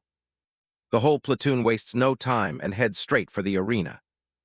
Kyle wears a smug grin, convinced he's about to humble a child. Damian remains perfectly calm as the match is called to start. Damian and the massive trainee Kyle face off in the training grounds while the instructor lays out the rules. If one of them surrenders, the spar ends immediately. Kyle's got a cocky smirk on his face, more than ready to show this kid why size matters. Damian gives a calm nod. He's ready to get this over with. The crowd of trainees watches with bated breath as the signal is given and the match begins. Kyle flexes his muscles and mocks the boy, saying it feels like he's just bullying a kid. Damian tells the big guy to stop showboating and just bring it. The taunt strikes a nerve, and Kyle's muscles ripple as his temper flares. He charges forward with a roar, determined to shut Damian's mouth for good. Damian watches him close the distance, nodding that compared to the veterans from his past life, the guy is actually decent. But being decent isn't going to save him today. Kyle throws a heavy punch, but in Damian's eyes it's just basic. He casually leans back, letting the massive fist whistle harmlessly past his face. Kyle's eyes go wide. It's like the kid already knew exactly where he was going to swing. Frustrated, the big guy keeps swinging, accusing Damian of using cheap tricks. Damian stays completely relaxed. To him, these moves are just painfully slow. Losing his cool, Kyle decides that if he can't land a punch, he'll just use his weight to slam Damian into the dirt. He lunges for a grab, but Damian is already a step ahead. The grab misses by an inch as Damian slips past him like a shadow. Kyle looks around in a panic, wondering where his target went, only to hear Damian's voice right behind him. Damian Right's gaze sharpens as he decides to put an end to this. A mana-infused fist connects right with Kyle's ribs, sending a shockwave through the big man's body. Damian knows that taking a direct hit from mana isn't something a normal trainee can just shrug off. Kyle manages to stay on his feet, though he's clearly in a lot of pain. Damian admits the guy is tougher than he expected. But his pride is shattered. He roars in fury, swearing he's going to kill the kid. He charges one last time, but Damian has seen enough. It's time to wrap this up. Another heavy blow lands, cutting right through Kyle's reckless assault. The big man finally hits the ground, his strength completely spent. Kyle is out cold, face down in the dirt. Damian calmly brushes off his hands, looking like he didn't even break a sweat. He turns to the rest of the shocked trainees, asking if anyone else wants to step up and take him on. Everyone stays silent, nervously shaking their heads. No one wants any part of that. With the fight settled, The instructor officially names Damian the platoon leader cadet. A little later, Kyle is discharged from the infirmary and starts heading back toward the barracks. He's still trying to process what happened. He was out cold before he even knew what hit him. All he remembers is that first strike to his side, and then everything went black. He realized he'd lost consciousness back then. He stops at the door, feeling humiliated by how badly he was beaten. When he steps inside, the other trainees tense up, expecting him to start another fight.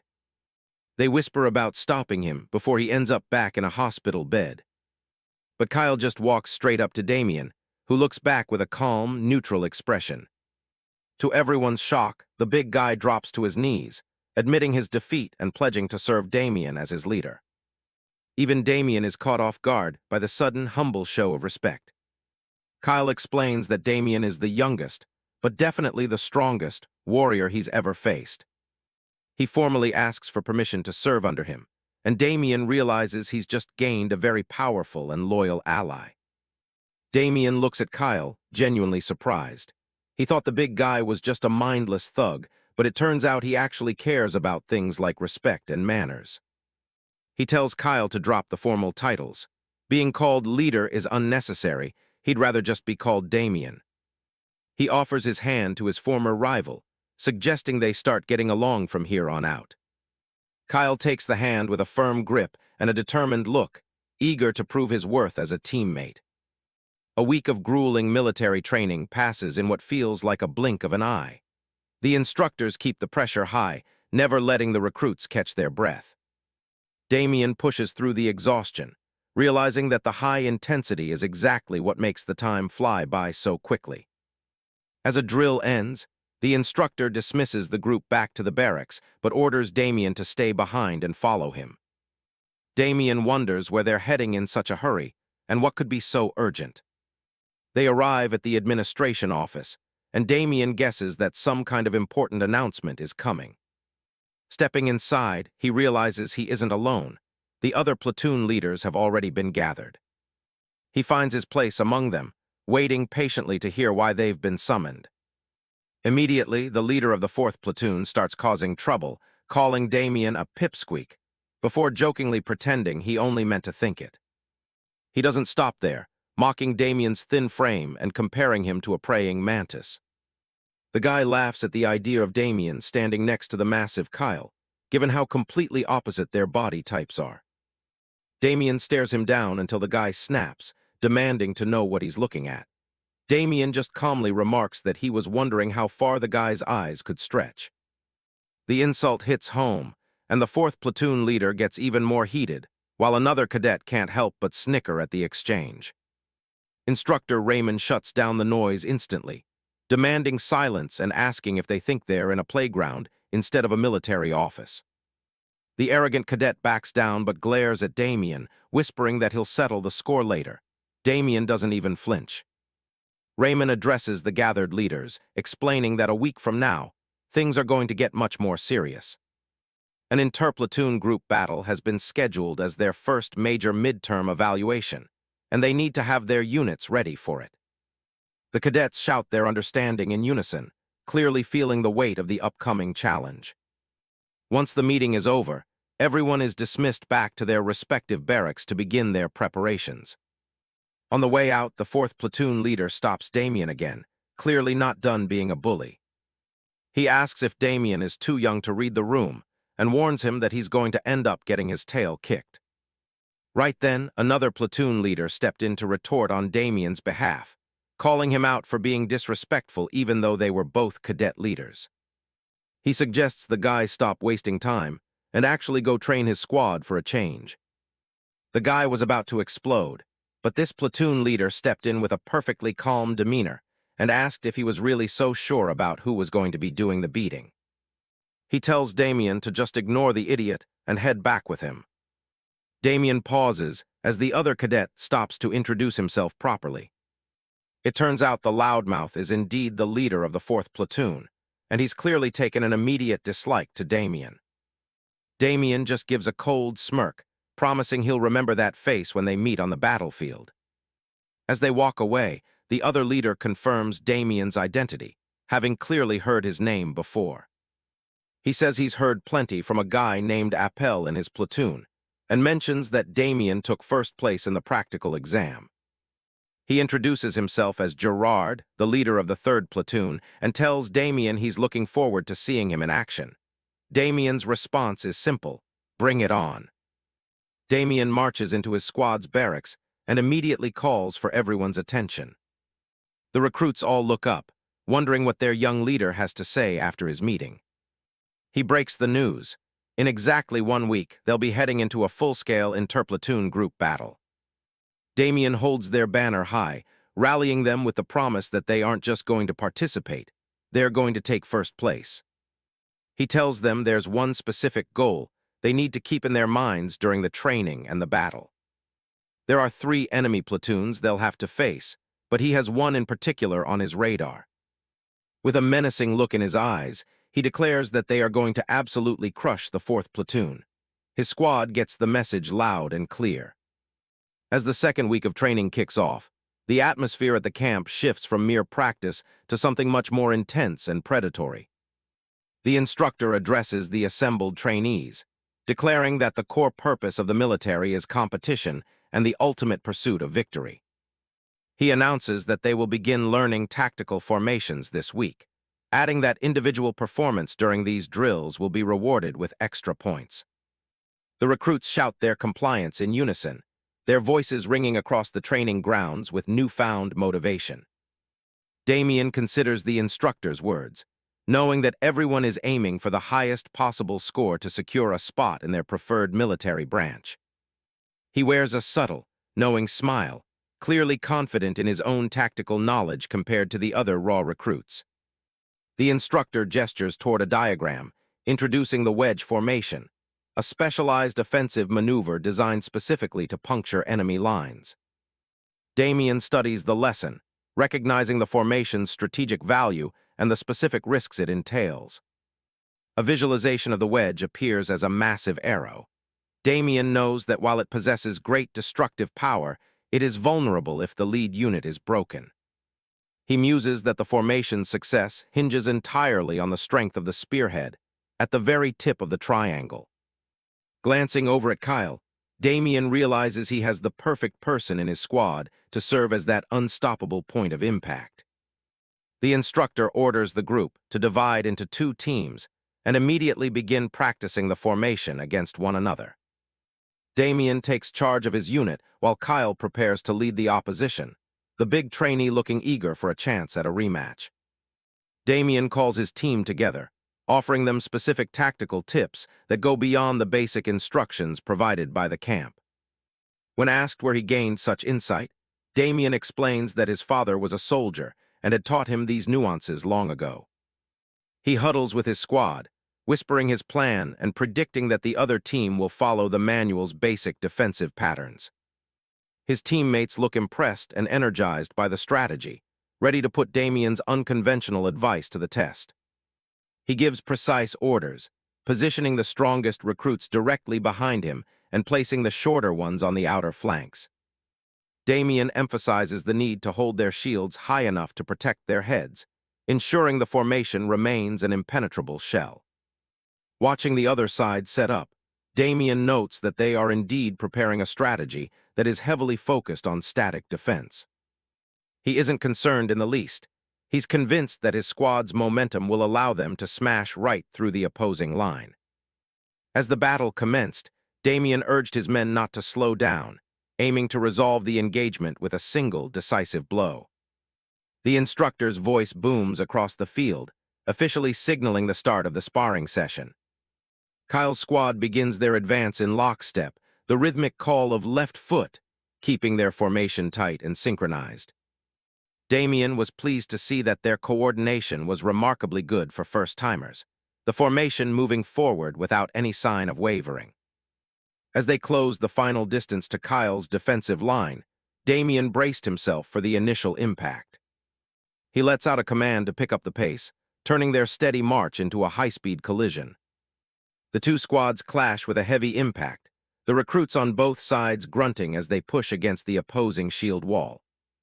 Damian realizes it's time for him to step up and decides to use his mana to amplify his physical strength.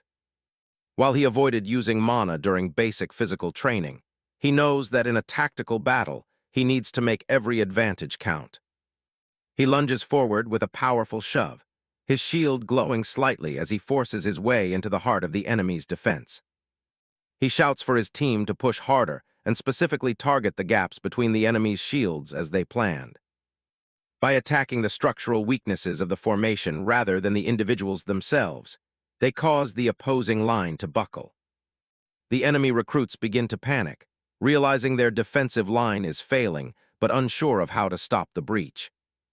Damian's eyes narrow as he spots the moment of maximum vulnerability in the opposing squad's stance. "Now's the time," he shouts, signaling for his team to execute the final part of their maneuver. The squad uses their training poles to reach low, hooking and sweeping at the feet of the defenders through the gaps in the shields. The opposing recruits are caught completely off guard, falling over one another as they lose their balance. Kyle watches in disbelief as his formation falls apart, screaming at his men to get up and keep fighting. He's visibly shaken and frustrated, realizing that Damian has completely outmaneuvered him yet again. Damian slams his shield directly against Kyle's, catching the big man's attention and asking if he's forgotten who he's actually fighting. Kyle grunts under the sudden pressure, telling Damian to move out of his way so he can try to salvage the match. Damian just looks at him with a calm, mocking expression, asking if Kyle really thinks he's in a position to be making demands. Kyle is sent reeling back, his eyes wide with shock at Damian's sudden maneuver. Damian presses his advantage, his movements fluid and precise as he completely disrupts Kyle's balance. Standing calmly before the struggling giant, Damian tells Kyle that while his natural strength is outstanding, he must learn to apply it with greater intelligence. Observing from the sidelines, the instructor couldn't help but be amazed, forced to admit that Damian's prowess far exceeded everything he had heard in the rumors. The surrounding recruits watched the scene with stunned expressions, struggling to reconcile Damian's slight frame with his overwhelming skill. The instructor steps in and calls for an end to the match, loudly declaring Damian's team the victors of the session. After the bout, Kyle grips Damian's hand with a determined look, promising that he won't lose their next encounter. Curious about the tactical loss, Kyle asks Damian about the specific strategy he used and if targeting the formation's gaps was intentional. As the official training ends, groups of recruits linger on the field, debating how they could have countered Damian's maneuvers. Damian watches them with a sense of quiet satisfaction, noticing that they are no longer rushing back to the barracks for rest. Instead, the trainees are actively reviewing their performance and engaging in self-directed practice under the setting sun. Damian smiles to himself, thinking that with such a dedicated atmosphere, their squad will be more than ready for the upcoming competition. His thoughts are interrupted by the arrival of the Squad 4 leader trainee and his group. Damian turns his head, sensing a shift in the mood as the new arrivals approach with obvious hostility. The members of Squad 4 point and laugh at Damian's squad, mockingly asking if there's something wrong with their heads for following a brat. Damian's teammates are instantly riled up, their faces contorting with anger at the blatant disrespect from the other squad. One of the Squad 4 members continues to jeer, questioning how low the standards of Damian's squad must be to accept such a young leader. The Squad 4 leader trainee smirks condescendingly, adding that it's the fault of someone who doesn't know their place acting as a squad leader. Damian looks back at him with a weary, unimpressed stare, wondering if the older boy is simply looking for an excuse to get beaten. He ultimately decides to ignore the insult, realizing there's no honor in responding to the hollow provocations of a nobody. Turning back to his men, Damian calmly gives the order for Squad 1 to return to their barracks for the evening. Behind him, the sounds of mocking laughter and insults continue to ring out as Squad 4 realizes their target is leaving. Furious at the guys from Platoon 4, the members of Platoon 1 shouted that those bastards would be dead meat once they met in the actual competition. With their morale sky-high, the squad members hurled final threats and insults at the cocky group to show them that their spirit was second to none, which even took Damian by surprise. Kyle's absolutely fuming, pointing at the guys from Squad 4 and telling them to get ready to die. He asks Damian if those are the same jerks he was talking about. Damian just nods, a bit surprised by the sudden outburst. The rest of the squad is just as fired up, looking like they're ready to tear through anyone who gets in their way. They're so motivated they even decide to skip their rest time just to keep training. Looking at them work, Damian realizes that the other squad's insults actually worked better than any pep talk. He smirks, thinking this little rivalry might actually be the best thing that could have happened to his unit. Later that night, Instructor Raymond reports to the camp commander in his private office. Commander Boris looks up from his desk, asking if there are actually any promising recruits in this batch. Raymond mentions there are a few, specifically highlighting two who really stand out. He points out that they're both remarkably young, but they already seem to know how to use mana. Boris wonders if they have some secret powerful background, but Raymond says they look like regular kids on paper. It doesn't make much sense, since most people applying to the camp are just commoners. To a regular person, mana is basically a myth because the training methods are way too expensive. Looking over the files for Damian and Appel, Boris notes they both come from ordinary families, which is almost too perfect to be true. He then asks about a disturbance that broke out between the units earlier in the day. Raymond confirms it happened and mentions that the whole thing centers around Damian. He explains that since Damian is so young for a leader, the other squads have been giving him a hard time. But that backfired because it only made Squad 1 more united and protective of their young leader. Boris is genuinely surprised that a bunch of older trainees would actually follow a kid like him. Raymond confirms their loyalty is the real deal, and Boris finds the whole thing fascinating. He taps his desk, coming up with a plan to see what these kids are truly made of. The two men huddle together in the office to discuss the details. Raymond worries the plan might be too much, but Boris is cold. If they can't handle it, they don't belong here. He figures if their teamwork is really that strong, this little test shouldn't be a problem. With a dark grin, Boris orders the training intensity for both squads to be raised to the absolute maximum. Kyle and the others suddenly freeze. They've got no clue why, but every single one of them just got a massive case of the goosebumps. Back at the barracks, the recruits are losing it over some sudden news. Apparently, their platoon and the 4th got slapped with extra training as punishment. One trainee is particularly ticked off, wondering if this is all because he mouthed off a few times. To make matters worse, they're adding crawling drills to the mix. Kyle leans in, asking Damian if the rumors about the crawling drills are actually true. Damian just sits there with his eyes closed. He knows exactly what the instructors are thinking, but he also knows that complaining won't change a thing. He gets up and starts walking, calling out the guys for acting like they came here just to play around. He turns back to the group, admitting that while the drills will definitely be brutal on their bodies, it's actually a prime opportunity to build more stamina than any of the other platoons. The guys stop their whining. Nobody wants to be the one who's less mature than a 13-year-old kid. Damian gives them a small smile, promising to help them through it so they can all do their best. Someone asks if they're really going to have to crawl over rough gravel. Damian shuts that down quick. The army isn't going to lay out soft blankets for them. Kyle looks surprised, nodding that Damian talked like a seasoned veteran. Damian just thought to himself, well, that's exactly what I am. In his past life, he spent a lot of time hugging the dirt just to stay alive on the battlefield. A small smirk plays on his lips. He knows the real reason they're doing this isn't just for the physical toll. Crawling drills are designed to exhaust you until you're covered in cuts and bruises. That's when the real test starts, when everyone's nerves are frayed and they start snapping at each other. It's a setup to see which platoon can actually keep their cool and stick together under intense stress.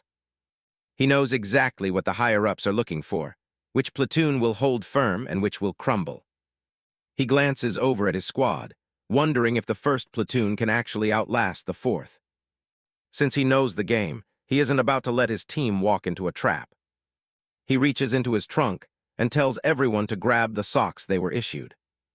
The guys are completely lost, Why in the world would they need socks right now? Damian holds up a sock with a grin, telling them that these little things are about to become literal lifesavers. Out on the training grounds, the first platoon lines up under the bright sun, ready for the worst. A stern instructor named Nilsson steps forward, introducing himself and calling his assistant to the front. The assistant drops down to demonstrate the low crawl, spear held straight as he moves with mechanical precision.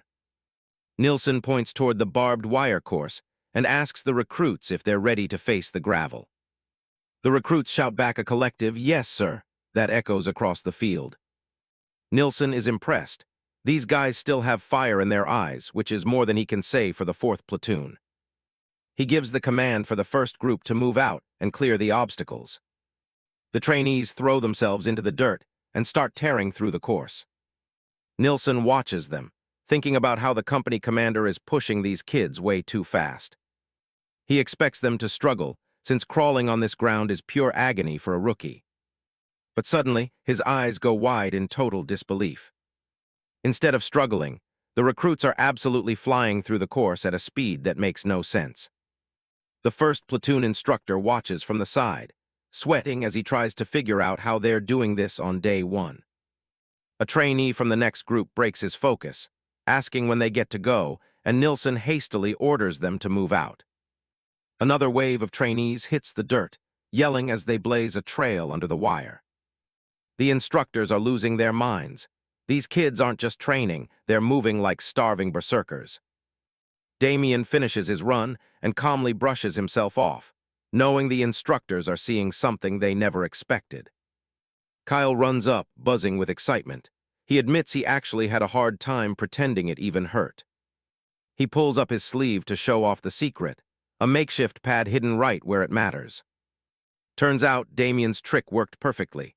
The whole platoon is laughing and calling him a genius for turning their socks into elbow and knee pads. The first platoon's crawling drill is finally over. The trainees look like they just survived a war zone. Kyle walks up to Damian, curious as hell. He wants to know where a kid learned a trick like that. Damian keeps it vague, saying he picked it up from his late father, but he adds that his old man gave him one big warning. Right then, Instructor Nilsson starts losing his mind. He's figured out they used a trick and orders the whole platoon to do 100 laps around the field in crawling position. The warning: never get caught by the instructor. Kyle starts cracking up, calling it a legendary saying. He slaps Damian on the back, but he's hitting way too hard. Damian starts wondering if the guy is actually trying to get some revenge for earlier. Later, as he rubs his sore shoulder near the weapons rack, Damian thinks about what's left of their basic training. Shield and spear training are finally up next. This means he finally gets to learn the kingdom's greatest spear art. Most people look down on it compared to noble styles, but in the right hands, it was unbeatable.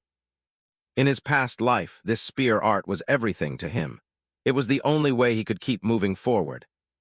He trained like his life depended on it, and after meeting his master, his skills reached a level most people couldn't even dream of. He remembers his master fondly, even if the guy was a complete nutcase.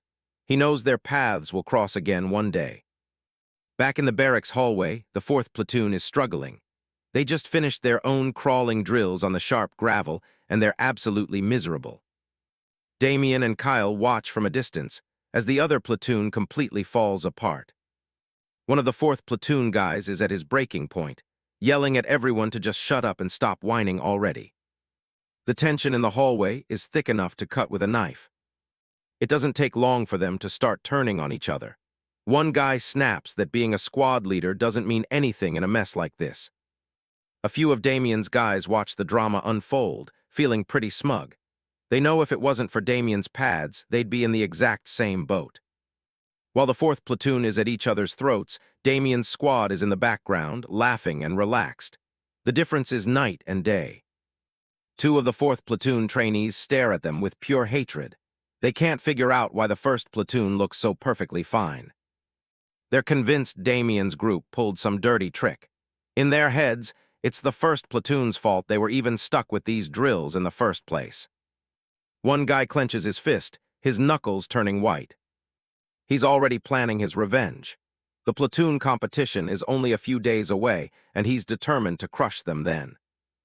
Damian catches the look, but his focus is already shifting. He's got bigger goals than just winning a petty rivalry. Time flies by, and before they know it, the day of the big platoon competition finally arrives. All 4 platoons assemble in the main courtyard, rows of trainees standing at attention under the morning sun. Kyle leans over to Damian, looking him up and down. He mentions that Damian seems different somehow, but he can't quite put his finger on what it is. Damian just smiles to himself. He thinks maybe he just got a little bit taller, though he knows exactly what changed. Another trainee laughs, telling Kyle to stop teasing the kid since he's already pretty tall. Damian glances at Kyle. He wonders if the big guy sensed the change in his mana instinctively. Last night, he finally hit a major milestone, reaching the 2-star stage of the Delft mana cultivation method. All those hours spent meditating in the dark, pushing his mana reserves to the limit, have finally paid off. He looks over at Kyle, calling his name to get his attention. He tells him plainly he doesn't just want to win, he wants their platoon to win by a landslide. There's a specific reason for it. The top 5 soldiers in the competition get to pick any piece of gear they want from the armory as a reward. Most people go for weapons or gear with one-time protection spells, but those are only C rank at best.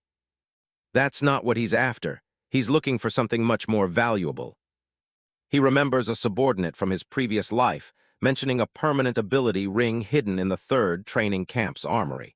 It's an A-rank item that could change everything. To make sure he gets first pick, he has to take the top spot in the entire competition. If Appel, the other mana user, gets to pick first, there's a chance he might snatch the ring before Damian can. He asks Kyle if he's ready to pull his weight. Kyle just smirks, more than ready for the fight. Suddenly, a loud clap rings out through the courtyard as the instructor calls everyone to attention. The competition is officially starting. Kyle shouted to the group behind him. The first platoon leader is absolutely hyped. He's screaming at the top of his lungs, telling everyone that their leader is aiming for first place. Everyone keep that in mind. The rest of the guys are just as fired up. They're all screaming, convinced that they're the ones who are going to win the whole thing. Kyle is grinning, satisfied that everyone is finally on the same page. Just then, an announcement booms through the courtyard. First platoon, step forward. Damian and Kyle lead the way, standing tall at the front of their lines. The entire platoon looks steady and ready for whatever comes next. The rules of the competition are straightforward. Each match is split into 2 bouts, one where you attack and one where you defend. The second platoon is up first, looking as grim as ever. If they can't capture the flag within the time limit, it's an automatic loss. Damian narrows his eyes, already focused on the goal. He orders his team to get ready because they're going to be the ones setting the pace. He gives them one last piece of encouragement, telling them to stick to what they practiced. A chorus of shouts echoes back at him. He pulls Kyle aside for a quick reminder. On his signal, Kyle needs to use every bit of his massive strength to shove the front lines forward as hard as he can. Match start. The 2 groups collide in the center of the field, a wall of wood and muscle slamming together. The second platoon charges in with a roar, their weapons held high as they try to break through. But the first platoon's line is rock solid. Their leader yells for them to hold their ground and keep the formation from breaking. The attackers are stunned. It doesn't feel like they're hitting people. It feels like they've run straight into a solid wall. The observers watch closely. The second platoon is attacking first, but they aren't making any headway. Something is very wrong. One of the onlookers notes how unusual the first platoon's formation is. It's so dense and defensive that it seems like they shouldn't even be able to move. That's when Damian lets out a shout. Now, push! The second platoon trainees realize too late that they're in trouble. Kyle lets out a guttural roar, planting his feet and driving his weight into the enemy's shields with the power of a battering ram. The second platoon's line starts to buckle. Their leader is screaming for them to hold on, but they're being shoved back by sheer force. He's absolutely livid. They were supposed to be the ones on the offensive, yet they're being treated like training dummies. Damian keeps his eyes on Kyle, preparing for the next phase of the assault. Kyle, this time. Kyle doesn't slow down for a second. He yells that he's going all out, slamming his massive frame into anyone in his way. The second platoon guys are being sent flying. They can't believe one guy can do this much damage without even using a shield. Kyle urged his comrades behind him, ordering them to stay right by his side so they could maintain the pressure. Together, they lead the charge, a two-man wrecking ball that shreds through the second platoon's ranks. Kyle shouts for everyone to keep pushing. The second platoon leader can only watch in horror. He can't understand how their teamwork could possibly be this perfect after only basic training. Damian spots the moment they've been waiting for. With a piercing shout, he orders the entire first platoon to charge through the opening. The field is a chaotic mess of dust and shouting, as the first platoon completely overruns the second. Up on the observation deck, the instructors are speechless. One turns to the first platoon leader, asking if he perhaps gave them extra training. The instructor is just as shocked as everyone else. He's never seen recruits perform like this after only receiving basic training. In his mind, they aren't even recruits anymore. At this level, they're roughly on par with elite soldiers who have received advanced training. He knows exactly who to credit for this transformation. He looks down at the field, his eyes searching for one specific trainee. It's all because of Damian. The kid is right in the thick of it, directing the flow of the entire battle. Damian's voice carries over the din, telling his squad to spread out and secure the space so they can finish the second platoon off. This success didn't happen by accident. Every night, the guys stayed up late in the barracks, getting extra help from Damian to make up for their shortcomings. They're executing every move perfectly, their shields held high just like he showed them. One trainee shouts for everyone to do exactly as Damian taught them. The instructor admits to himself that he was worried about letting such a young kid take on the role of leader cadet. But Damian has proven himself through sheer ability, managing to produce these results entirely with his own talent. Damian catches a glimpse of the red flag through the chaos. He knows exactly where the enemy leader is hiding and shouts for Kyle to move now. Kyle catches the signal and starts scanning the crowd with a predatory grin, wondering where his target is hiding. He spots the second platoon leader trying to regroup. "Found you," he mutters, looming over the enemy's line. The second platoon leader sees the giant coming for him and panics, desperately calling for his men to forget about attacking and just block him. But the first platoon isn't giving them a chance. Kyle roars for everyone to group up as they prepare to deliver the final blow. Kyle stands his ground, a cocky smirk on his face as he hides behind his sunglasses. He's clearly enjoying himself, already seeing the second platoon as nothing more than foolish bastards. He remains perfectly still, a massive, unmoving obstacle in the middle of the field. The second platoon trainees are frozen in confusion, terrified of what this monster might do if they approach. Kyle Wright*'s grin widens. He knows exactly what's about to happen and mocks the opposing team for falling straight into their trap. The opposing trainees are caught completely off guard. They can only stare in shock, the word trap echoing through their panicked minds.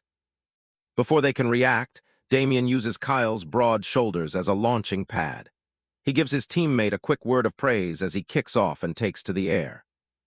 Damian soars over the second platoon's formation, clutching a flag as he leaps through the sky.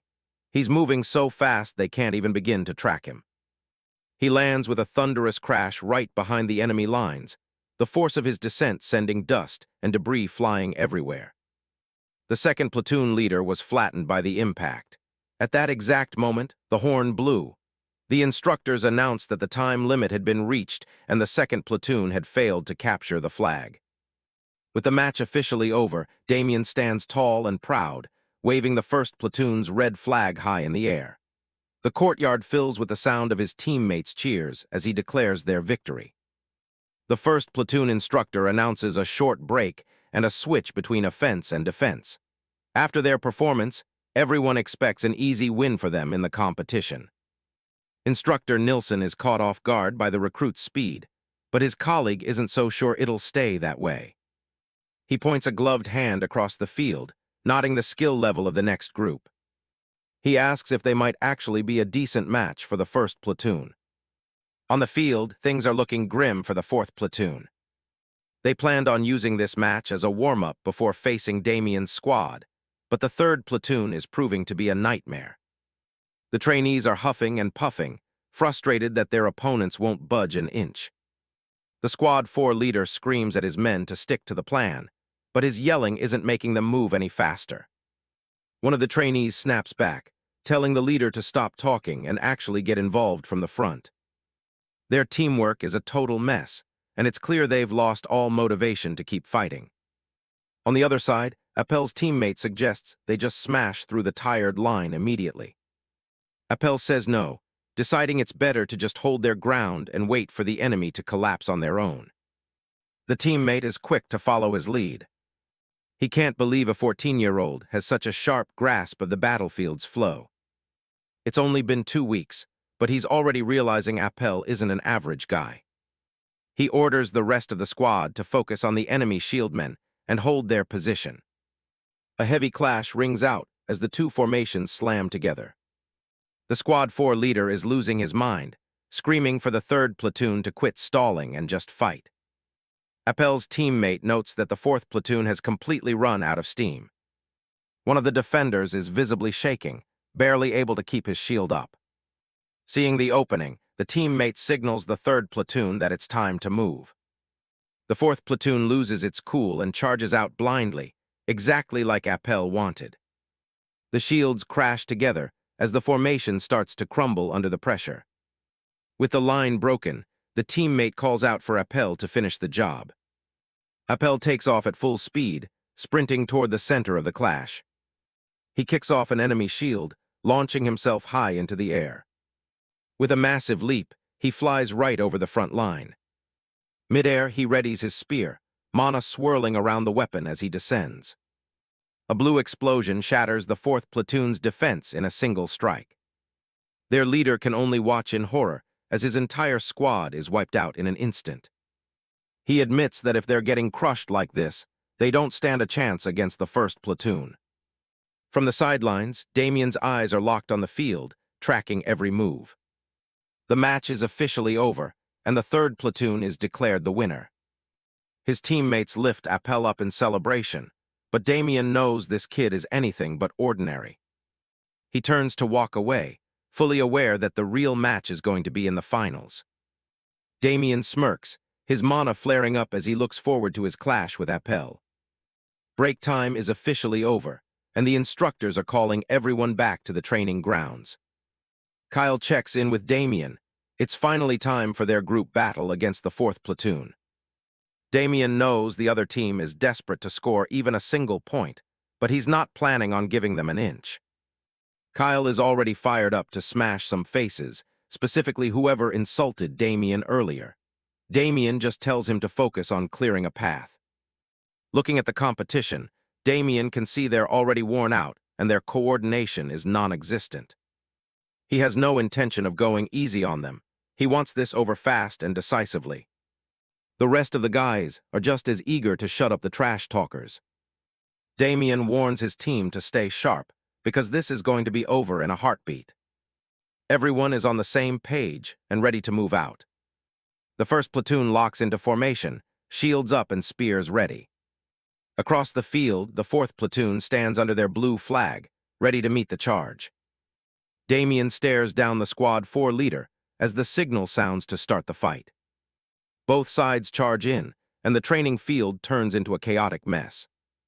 The two formations collide in a cloud of dust.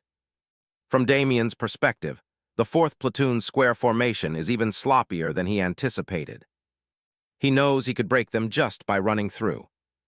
He wants to crush their spirits so thoroughly, they'll never want to pick up a spear again. Kyle takes point, leading the charge with a massive war cry. He slams into the enemy line like a human wrecking ball.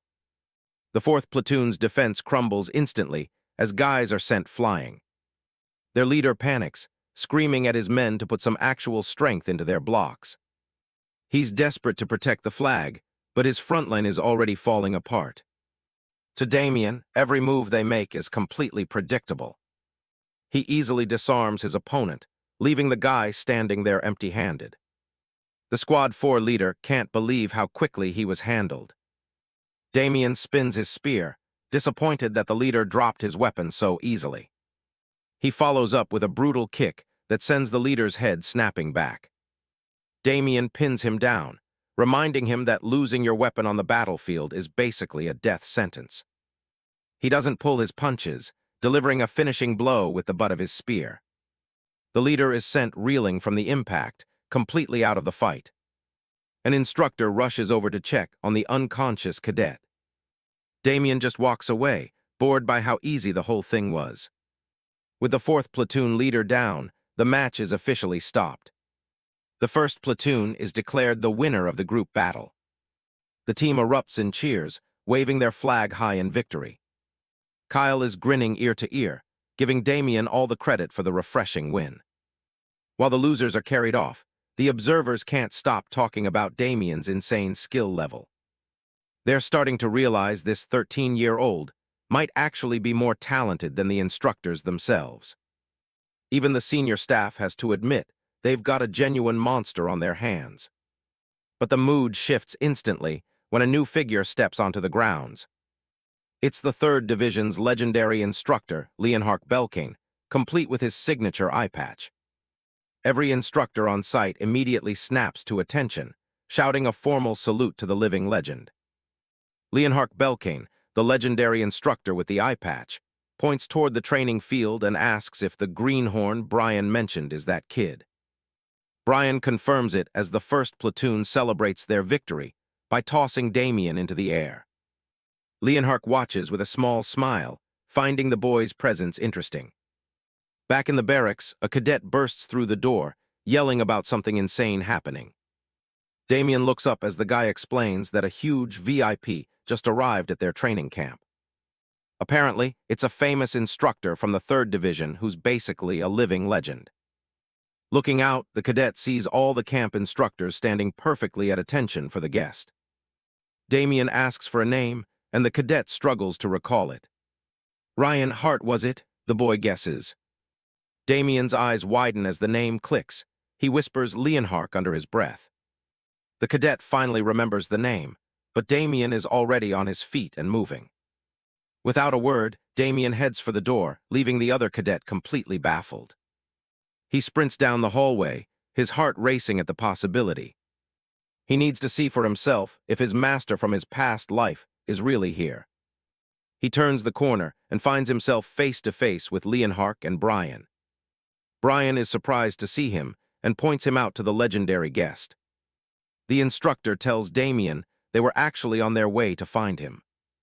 Damian doesn't skip a beat, snapping into a perfect military salute and shouting the kingdom's motto. Leonhardt stares him down and asks for confirmation of his name. Damian keeps his cool, thinking about the connection between the 3rd Division and this training camp. It's surreal. He didn't think he'd run into this man until much later in his journey. This is the person who had the single biggest impact on his entire life. He looks at the veteran and internally calls him Master. Leonhardt asks again if he's the Damian everyone's talking about. The legend admits he only came because instructor Raymond wouldn't stop praising the kid's talent. Looking closer, Leonhardt notices that the boy has already mastered a solid mana cultivation method. He mentions seeing Damian's spear work earlier and asks which unit he's aiming for after graduation. Damian takes a breath, knowing exactly what he has to say. He flashes a confident grin and declares that he wants to join the Neocalit's unit. Brian Wright's jaw drops. He can't believe what he just heard. Neocalit's isn't just any unit. It's a specialized group under the 3rd Division. Their job is to suppress monsters in the Brinserian forest, making it the deadliest and harshest unit in the military. Leonhardt is genuinely curious why a kid would choose a death squad when most recruits just want a safe desk job. Damian Wright's answer is simple. It's the fastest way for him to become truly strong. Impressed, Leonhardt offers to write him a recommendation for the Knight's Order, a path normally reserved for high-ranking nobles. Brian is nearly hyperventilating at the offer, but Damian politely declines. He explains that his mind is made up. He has to meet someone in that unit, which is why he joined the 3rd Division to begin with. Leonhardt respects the resolve and dismisses him to go get some rest. As soon as Leonhardt turned his back to leave, Brian started panicking, calling Damian an idiot for throwing away a noble's future. He tries to convince the legend that the kid doesn't understand the opportunity he just trashed. Brian tells Leonhardt that Damian is still young and not thinking clearly, begging for a chance to talk some sense into him. But Leonhardt just looks at him and asks if he really thinks a kid with that much conviction isn't capable of making his own choices. Leonhardt Belkane can't shake the memory of the look in Damian's eyes, a gaze filled with a terrifyingly calm resolve. He lets out a boisterous laugh, wondering aloud to Brian where such a monster of a kid even came from, especially considering he's only 13. He warns Brian not to meddle with the boy and just let him grow. If he really does join the 3rd Division, their paths will cross soon enough. The very next day, the tension in the training camp reaches a boiling point as the 1st Platoon prepares to face off against the formidable 3rd Platoon. Damian stands before his comrades, his voice steady as he promises that no other platoon in this camp has what it takes to bring them down. Kyle and his teammates wore confident smiles, clearly determined to conquer the challenge ahead. Damian doesn't flinch, a dangerous glint appearing in his eyes as he tells his team to crush their opponents just like they always do. The signal is given, and the 3rd Platoon makes the first move, signaling the official start of the high-stakes sparring match. "Unite," Damian bellows, his command echoing across the grounds as his squad snaps into position. The 3rd Platoon leader observed the 1st Platoon's formation, realizing they were using the exact same rock-solid formation that had secured their victory yesterday. The 3rd Platoon leader pulls Appel aside, stressing that his specific role is the key to their success today. With a thunderous roar of charge, the 3rd Platoon's shield-bearers sprint forward, their heavy footsteps shaking the earth. The two lines collide with a deafening crash of wood and metal, neither side willing to give an inch. "Push them back," Damian roared, trying to use the momentum to shatter the 3rd Platoon's offensive. The front lines become a chaotic mess of shoving and grunting as trainees struggle to maintain their footing. The 3rd Platoon leader realizes with a start that the 1st Platoon is perfectly countering their pattern from the previous day. Sensing the stalemate, he gives the signal, "APEL now." Suddenly, the 3rd Platoon's shields part, revealing Appel standing calmly in the center of the opening. Damian's eyes widen in confusion. He can't fathom why they would intentionally create a massive hole in their own formation. Before he can react, Appel is a blur of motion, launching himself forward with incredible speed. With a single, devastating strike of his staff, Appel sends a 1st Platoon shield-bearer flying backward as if hit by a battering ram. Damian is momentarily stunned, realizing they've just encountered a force he hadn't accounted for. The 3rd Platoon cheers as they surge toward the gap Appel created, shouting for everyone to push through. But Kyle, the 1st Platoon's powerhouse, steps into the breach with his massive shields, snarling that no one is getting past him. He holds his ground against the onslaught, his raw strength stopping the 3rd Platoon's charge dead in its tracks. Damian breathes a sigh of relief, knowing that only Kyle's intervention saved them from a total collapse. Still, he can't get over Appel's performance. Blowing away a fully braced shield-bearer in one hit is practically unheard of for a recruit. He studies the blonde boy, wondering if he's a monster from the frozen north and what someone like that is doing in a place like this. Across the line, Appel realizes things are about to get complicated because Kyle has locked onto him and won't let up. In a brief memory of their strategy session, Damian is shown telling Kyle to focus entirely on neutralizing the kid named Appel. Kyle had been confused at the time, not recognizing the name or seeing any immediate threat from the small boy. Damian had simply told him he'd know exactly who he meant the second they finally crossed paths on the field. Back in the heat of battle, a 3rd Platoon teammate asks Appel if he can actually break through Kyle's ironclad defense. Appel grits his teeth, acknowledging that brute force alone won't be enough to topple a mountain like Kyle. "There's only one way," Appel mutters, as a swirling blue mana begins to coat his staff in a freezing aura. He lunges forward with a spear-like thrust, his weapon glowing with a dangerous, ethereal light. Kyle manages to catch the blow on his shields, but the impact is so heavy it sends a shockwave through his entire body. A cold smirk plays on Appel's lips as he realizes he's found a way to crack the first platoon's strongest shield. Appel leaps high into the air, raining down a relentless barrage of blue energy strikes onto Kyle's guard. Kyle can feel his strength fatting, blood trickling from his mouth as he wonders how a kid the same age as Damian can possess such monstrous power. The sound of staff against shield is like thunder as Appel continues his brutal hammer-like assault. Seeing Kyle's stance falter, Appel winds up for one final, decisive swing to end the match once and for all. Kyle groans in agony as the sheer force of Appel's mana-infused strike rattles his bones and threatens to shatter his heavy shields. Appel continues his relentless aerial assault, his staff glowing with a freezing blue light that sends debris and trainees scattering in every direction. As the blue mana exploded against the wooden barriers, Damian immediately moved to support his teammate, intercepting the blonde kid's attack.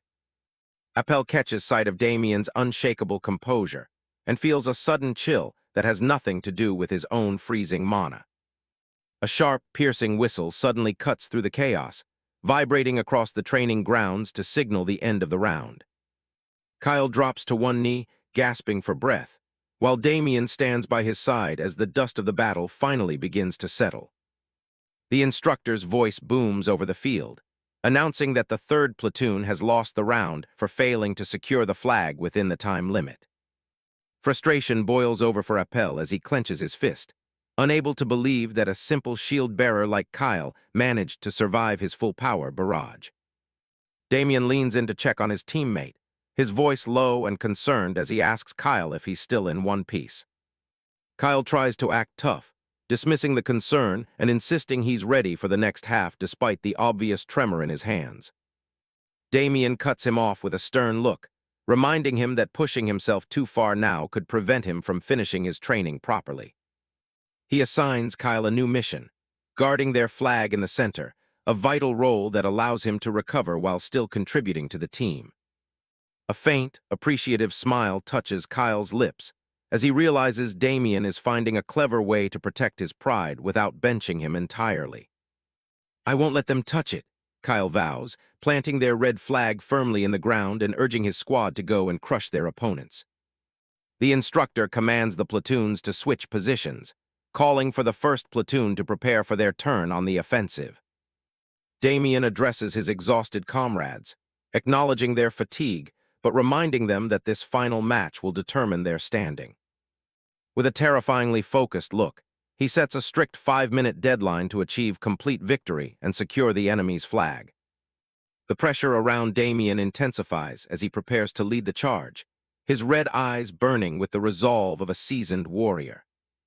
Across the field, Appel and the third platoon brace themselves, desperate to defend their own flag and reclaim their lost honor.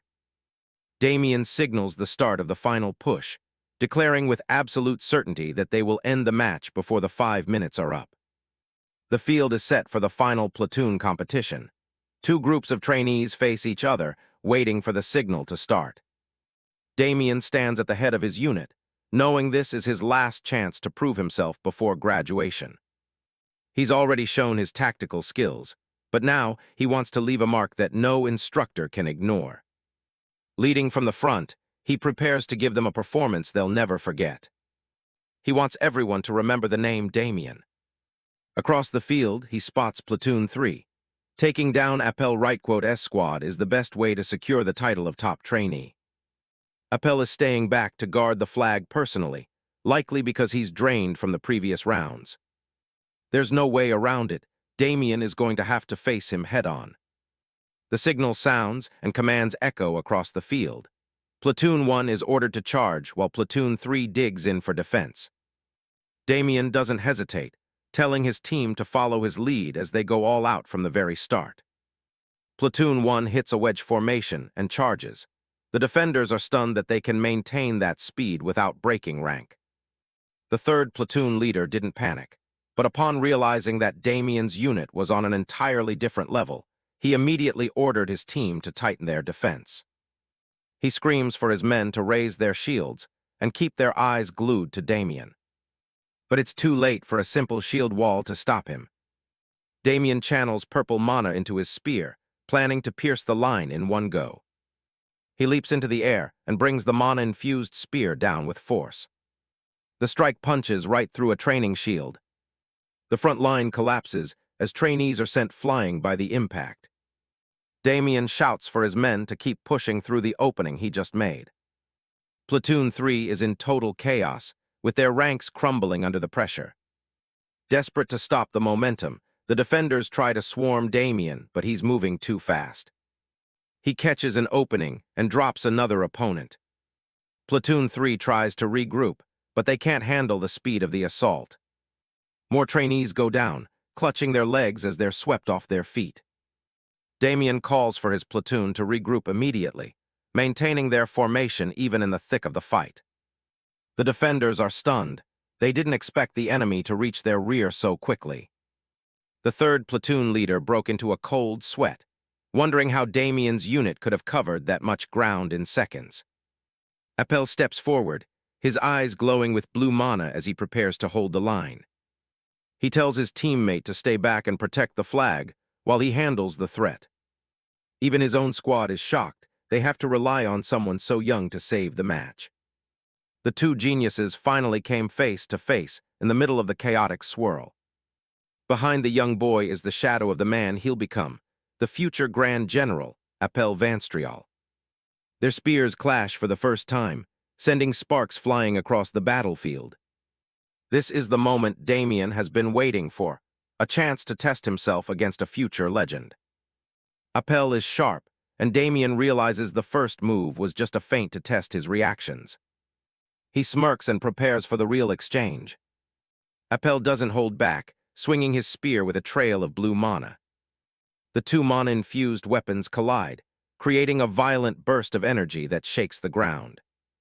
Neither side gives an inch as they lock eyes through the mana flare. Appel stays calm, but he's clearly focused on the threat in front of him. Damian grips his spear tighter, demanding that his rival takes this fight seriously. He leaps into an attack, ready to use every bit of power he has to bring down the future general right here. Appel lunges forward with blue mana, but he's sweating and wide-eyed, clearly feeling the pressure of the duel. Damian isn't backing down, swinging his spear as it crackles with intense purple energy. The impact was so powerful it nearly shattered Appel's weapon instantly, leaving him completely unable to counterattack. He watches Damian move, unable to believe a commoner could possess such refined mana control and strength. He wonders if Damian is actually hiding his true identity, questioning how a trainee could have this much skill. To him, Damian feels like an immovable wall, a force of nature that shouldn't exist in a simple training camp. Damian keeps the pressure on, telling his rival it's time to end their duel. He unleashes a final strike, certain that Appel has nothing left to block it with. The blow connects perfectly, sending Appel staggering back from the sheer force. He collapsed to the ground, his spear shattered and his strength completely spent. He can only grunt in frustration as he lies in the dust, defeated. Damian lands gracefully, having secured the opening he needed for his team to win. Appel looks over at the goal with a curse, realizing he failed to protect the flag. The blue flag waves high, signaling the end of the final platoon competition. Damian raises the banner with a victory shout as Platoon 1 is declared the winners of the training cycle. Appel stares at the ground in silence, processing the loss. Damian walks over to the fallen boy, showing no sign of his earlier aggression. He offers a hand and tells him it was a great fight, though Appel is already promising to win the next one. Damian just smiles and suggests that next time, maybe they should be fighting on the same side instead. Damian admits he doesn't think he could survive a second round against someone like Appel anyway. Appel nudges Damian and tells him to stop being so humble about his overwhelming win. Damian knows that beating a future legend like Appel now might just push the boy to become even stronger in the future. But for the moment, he decides to just enjoy the victory along with the rest of his platoon. The battle is over, and Platoon 1 celebrates their hard-earned win in the center of the field. Leonhardt observed them from behind, his expression one of satisfaction as he saw how much the recruits had grown. He decides to let them savor the moment before the reality of their next training phase sets in. The reward for their victory is better than they expected, a massive feast served right in the mess hall. The trainees can't believe their luck as they dig into plates of steak and roast chicken, making the competition feel worth the effort. Damian watches his teammates stuff their faces, amused by how quickly their exhaustion vanished at the sight of meat. He looks around the room, disappointed that Leonhardt has already left before they could finish their conversation. One of the instructors pulls up a chair and asks if he can join the top graduate for his meal. He gets right to the point, asking if Damian is really going to stick to his choice and reject Leonhardt's offer to join the Night Order.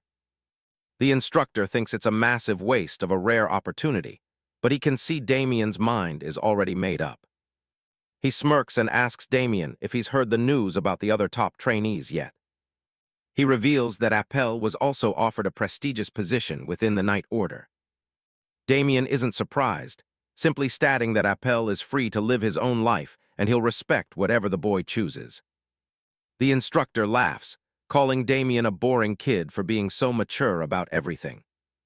He realizes there's no way he can convince Damian to change his mind about the Night Order, so he drops the subject. He stands up and calls for everyone's attention, silencing the rowdy mess hall.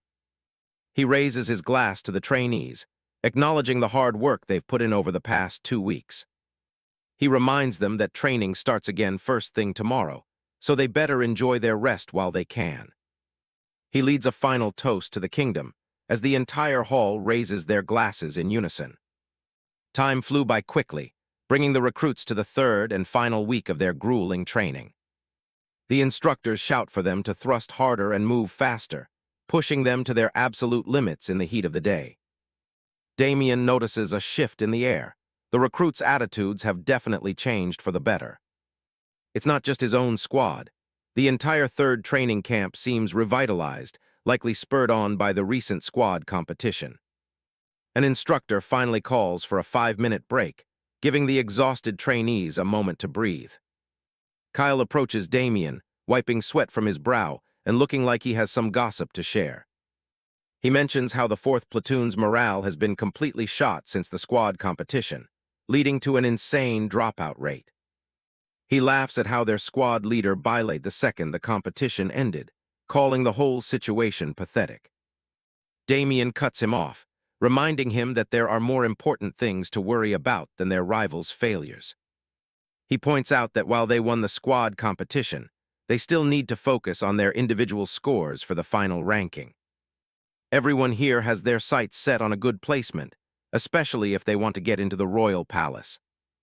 He asks if they're all aiming for the same goal that most commoner recruits dream of. He's talking about the position of palace administrative soldier, the ultimate cushy assignment for any recruit. But with only 30 spots available for 160 recruits, the odds are slim from the very start. Even then, the internal competition is so cutthroat that only a third of those applicants will actually get the job. Kyle laughs, nodding that everyone probably enlisted for the exact same reason, so the fight for those spots is bound to be fierce. Then it clicks for him, and he grabs Damian, asking if he's also gunning for a royal administrative position. Damian looks at him with a deadpan expression and says he isn't going to the royal palace. Kyle is baffled, asking why Damian would pass up a spot he could easily get with his high scores. Damian asks him if he really thinks a job as a royal administrative soldier would suit someone like him. He points out that if he got the position, he'd be cooped up inside the palace all day long. Kyle stops to consider it, admitting that such a life would indeed feel a bit suffocating for someone like them. He looks at Damian, realizing the boy has a point about not being built for a desk job. Damian tells him to forget it, joking that a guy like him wouldn't last a month before running for the exit anyway. He teases Kyle further, saying he likes throwing his weight around too much and would die of boredom in the palace. Kyle is curious now and asks Damian where he actually plans on going after they leave the training camp. Damian gives him a straight answer. He's planning on joining the Neocalites. The announcement hits the surrounding recruits like a lightning bolt, leaving them wide-eyed and stunned. Kyle shouts in disbelief, asking if Damian is thinking of the same neocalites as everyone else and wondering if he's lost his mind. Before he can cause any more of a scene, Damian delivers a swift kick to shut him up. Kyle recovers quickly, laughing from the ground as Damian looks down at him with a smirk. He calls Damian an absolutely massive, crazy bastard, but admits that's exactly why he likes him. Their brief rest is over as the instructors call for training to resume, nodding they're now down one strong candidate for the administrative positions. A month of hard work finally culminates in a formal assembly in the courtyard. Damian looks up at the sky, thinking it feels like they only just enlisted yesterday. The company commander stands on the stage, addressing the crowd with a calm and professional demeanor. She tells them she'll be cheering for their future endeavors and hopes they continue to contribute to the kingdom. The first platoon instructor barks an order for everyone to salute the company commander. The discharge ceremony comes to its final phase as the commander prepares to announce the results of their training. The top 5 trainees are about to be revealed, and the air is thick with anticipation and nerves. Damian is called out first as the leader of Squad 1, taking the top spot with a wide, triumphant grin. Next up is Appel from Squad 3, who steps forward to join Damian as the recruits look on. The top 5 trainees are revealed. Kyle, Gerard, and a recruit named Alex are honored alongside the top 2, Damian and Appel. The unnamed instructor tells the group to follow him, explaining that their reward is a single piece of equipment of their choice from the armory. Outside the heavy armory doors, the instructor sets the order of entry, telling Damian that as the top-ranked recruit, he will go in first. Damian steps into the armory with a small, knowing smile, certain that this is the moment he's been waiting for. He looks around the dimly lit room, noting how well-organized the various weapons and supplies are. He briefly examines some potions on a shelf, but his mind is elsewhere, wondering if there are any hidden treasures here that he doesn't know about yet. He decides not to linger and waste time. His goal is specific, and he intends to grab it and leave as quickly as possible. He walks deeper into the armory, his eyes focused on a specific spot, as if he's following a map only he can see. Reaching up to a high shelf, he finds exactly what he was looking for, a look of triumph crossing his face. He holds up a ring, recalling a tip from a subordinate in his past life about this powerful artifact being hidden in this very camp. It is a ring that can cast a brief invisibility spell when infused with mana, a tool far more valuable than any sword or spear here. As he exits, Damian thinks to himself that the other recruits would never have noticed the ring's value, since none of them know how to use mana yet. With Damian's turn over, the instructor signals for Appel to be the next one to enter the armory. Damian watches the blonde boy go, remembering that in his past life, Appel was the one who had originally claimed the invisibility ring. He knows Appel's innate mana sense would have led him straight to it, and he finds himself curious about what the boy will choose instead. He keeps a close eye on the door, eager to see what kind of destiny-altering choice Appel is about to make. Appel returns much sooner than expected, stepping out of the armory with a calm and stoic expression. Damian is caught off guard by the speed of it, wondering if the boy had already decided on his prize before even walking in. Kyle notices Damian's intense stare and asks him what's wrong, but Damian simply shakes it off, claiming it's nothing. His gaze remains fixed on the small silver object in Appel's hands, realizing with a start that there's no mistake about what it is. It is a seal bearing the crest of a kingdom that fell into ruin long ago, a powerful relic in its own right. Looking at Appel, Damian finally understands. The boy's connection to that fallen kingdom must be the reason he already knows how to use mana. Brian gathers the top trainees and asks if everyone managed to pick a reward from the armory. Appel shows off a silver seal, admitting he only grabbed it because he felt a faint divine power coming from it. The instructor chuckles, explaining that the seal is actually an artifact meant to ward off misfortune.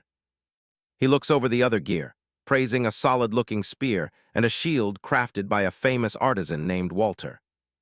Then he turns to Damian, still clearly unsure about why the top graduate picked such a plain item. He explains that the silver ring only provides a minor weight reduction, but Damian doesn't seem disappointed at all.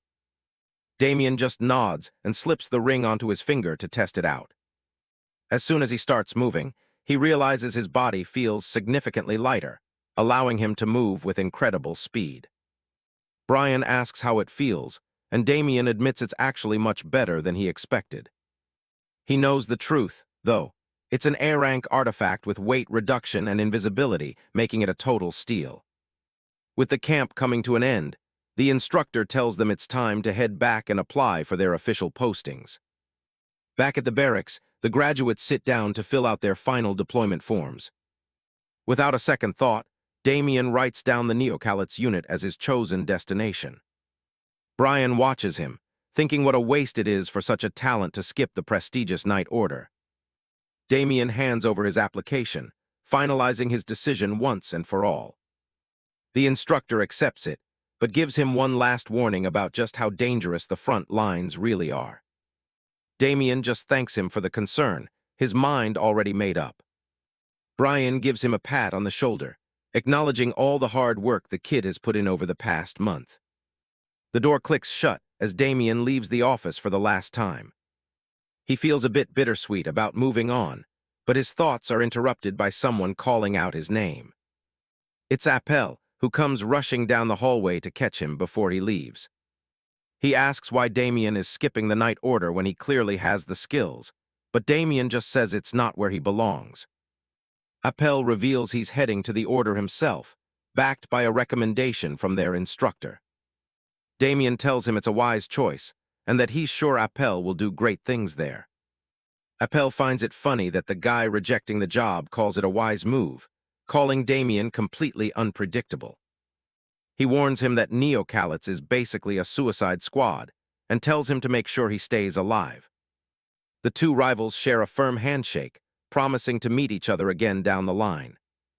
Damian gives him a small smile and thanks him. He watches Appel walk away, wondering if the guy has any idea what his future actually holds. In the distant future, this kid becomes the Grand General of the Baroque Kingdom, a total monster on the battlefield. Damian's looking forward to seeing him reach that level again. With that settled, he decides to head over and say goodbye to the rest of the crew. He walks into the dormitory one last time. Kyle spots him instantly and comes charging over like a madman. The big guy grabs him, complaining that he thought Damian was going to ghost them without a word. Kyle gives him a devious grin, hinting that they'll be seeing each other much sooner than Damian thinks. Then he gathers everyone's attention, so their platoon leader can give a final farewell speech. Damian keeps it simple, thanking them for following his lead and wishing them all luck at their new units. The whole room erupts in cheers, wishing Damian the best of luck as well. Later that day, Damian grabs his pack and starts walking out of the training grounds. But before he can get far, someone calls out to him from behind. He stops and turns back, wondering who else could be looking for him now. Dial, the merchant's daughter, greets Damian with a bright, welcoming smile.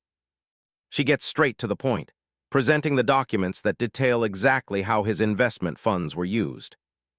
Based on the terms Damian proposed, she's projecting a solid 3% return on their net revenue. Damian looks over the breakdown, genuinely impressed by how professionally she organized everything. Dial tells him to feel free to ask if he has any questions about the report. But after seeing such a thorough job, Damian admits he doesn't have any more questions. He tells her to proceed with the current plan and mentions that more funds will be arriving under his name soon. When she brings up the detailed contract, Damian stops her, saying it won't be necessary. He explains that contracts are only for people who expect trouble, and he trusts her to handle things on her own. Dial looks at him in shock, clearly taken aback by how unique he is compared to other investors. Damian slides a heavy, ornate box across the table, calling it the promised investment funds. Dial's eyes go wide the moment she sees what's inside the chest. The original deal was for 300 gold, but she realizes there's easily over 500 sitting there. Damian tells her it's just a token of his appreciation for the sincerity she's shown him. Panicking slightly, Dial says she needs to revise the contract amount immediately to match this new investment. Damian smiles, thinking about how most people would have just dismissed a kid his age, yet she treated him like a pro. Dial asks about his deployment, assuming he'll be heading to his main unit soon. Damian closes his eyes and tells her he's heading west to join the Neocalit's unit near the forest. Dial is horrified, asking if he really volunteered to go to a place that everyone considers a death trap. Damian just smirks and jokes that if he dies, the entire investment will just belong to her guild. Dial doesn't find the humor in it at all, giving him a cold, stern look as she tells him not to say things like that. Damian notes to himself that while she's usually sweet, she can definitely be sharp when she wants to be. She asks for his departure date, and he tells her he's leaving in 3 days. Dial stands up to leave, promising to put the gold he's provided to excellent use. As she heads out the door, Damian feels relieved that the investment issue is finally settled for now.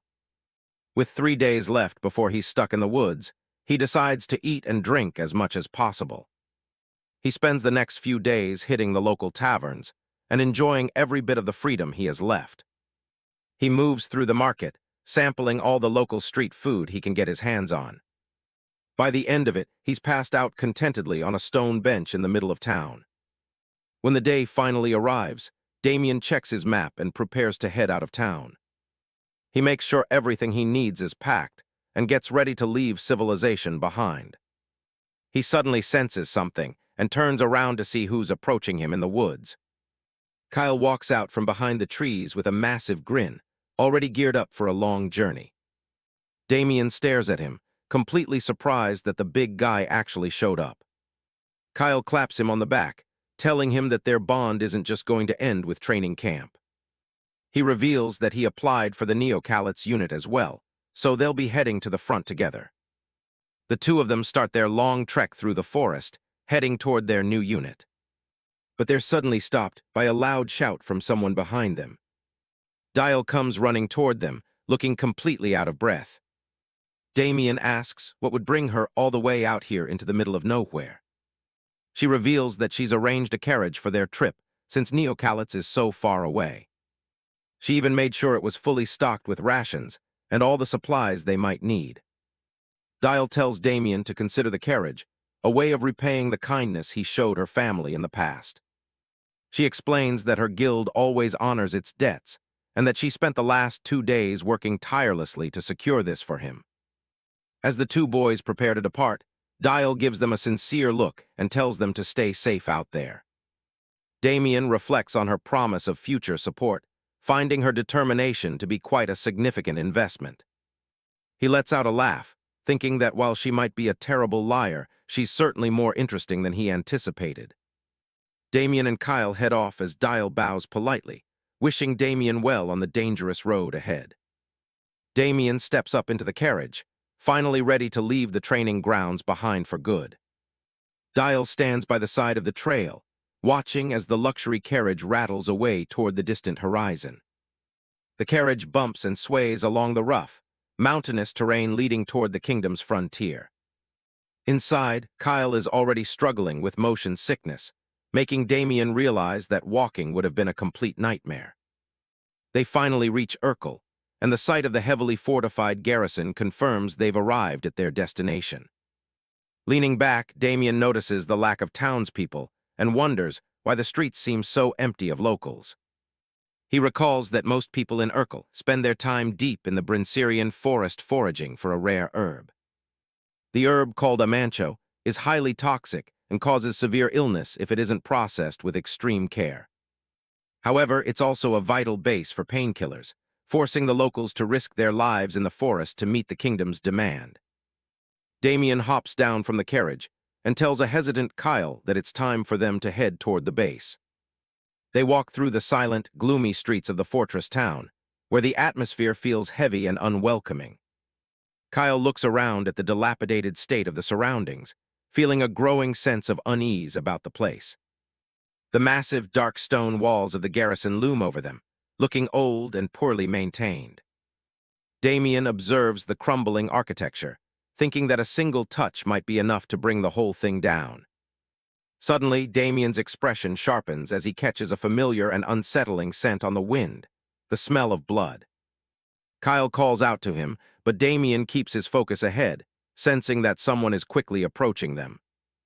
A group of soldiers slowly emerges from the fog, further down the main thoroughfare of the outpost.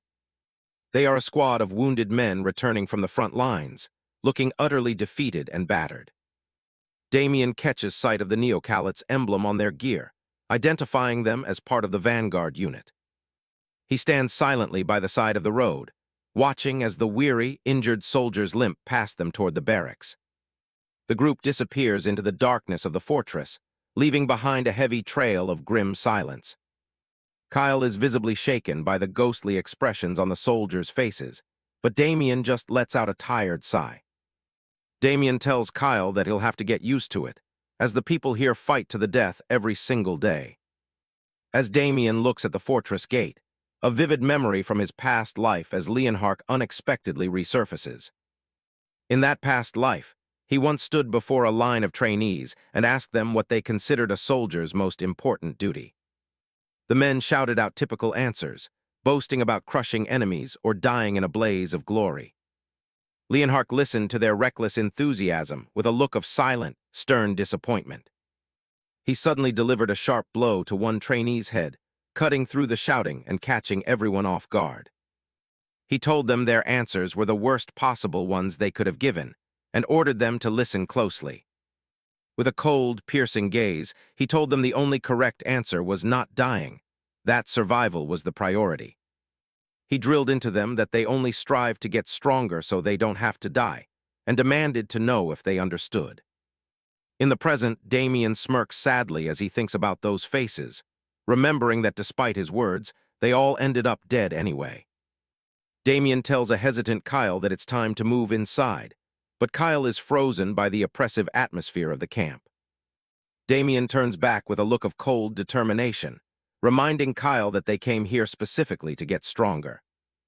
Kyle pleads for a moment to breathe, feeling completely overwhelmed by the dark vibe within the fortress walls. Ignoring the hesitation, Damian starts walking toward the inner gate, leaving Kyle to hurry and catch up. Kyle shouts for Damian to wait as they disappear into the dark, ominous archway of the fortress gate. Inside the barracks, the heavy silence is broken by the sound of gear being slammed down onto a wooden crate in frustration. A battle-worn soldier vents his rage, shouting about how they were blindsided by 30 orcs and a mage when they were promised an easy mission. Nearby, two men discuss the grim condition of a comrade named Charleston, whose arm was nearly lost during the ambush. For the men of the Neocalit's unit, marked by the NEO insignia, the concept of a discharge is nothing but a myth. These soldiers are given the grim choice between rotting away in a dark prison cell or serving out their days in this dangerous hellhole. They are ground down by the endless fighting in Neocalids, knowing they will eventually be discarded like broken tools once they can no longer fight. One man shouts in despair, knowing that a permanent injury would leave him with no way to make a living in the world outside these walls. Commander Terran, a stocky man with messy brown hair and a distinct scar on his left cheek, steps into the room and immediately calls for a healer. His subordinate hesitates, pointing out that the high costs of a priest from the temple would bankrupt the entire unit's meager salaries. Without hesitation, Terran drops a heavy sack containing 20 gold coins on a bed, ordering it to be used for the medical expenses. A scarred soldier looks on in disbelief, knowing that Terran had been saving that exact amount for his own mother's urgent surgery. Terran brushes it off with a weary smile, claiming his mother's condition has improved and she doesn't need the money right away. Inspired by their leader's selflessness, the other soldiers begin digging into their own pockets to offer whatever they have. Damian, a young rookie with silver-white hair and blue-gray eyes, shyly steps forward with a few coins to contribute. The scarred soldier barks at him to get back, telling the kid to save his money to replace his own worn-out boots. Damian looks down at his hands, his voice trembling as he insists on helping because he blames himself for Charleston's injury. While the veteran continues to grumble at the admirable little shit, Terran looks on, moved by the unit's unexpected solidarity. As the silver-haired rookie runs off to carry out the commander's orders, Taran watches him go and asks him his age. Dianel quickly replies that he is 18, prompting Taran to realize it's already been a year since the boy joined them. Taran walks away, his thoughts lingering on the wounded Charleston until someone calls out to him from the doorway. A soldier rushes in with a sense of urgency, announcing that the new recruits have finally arrived at the outpost.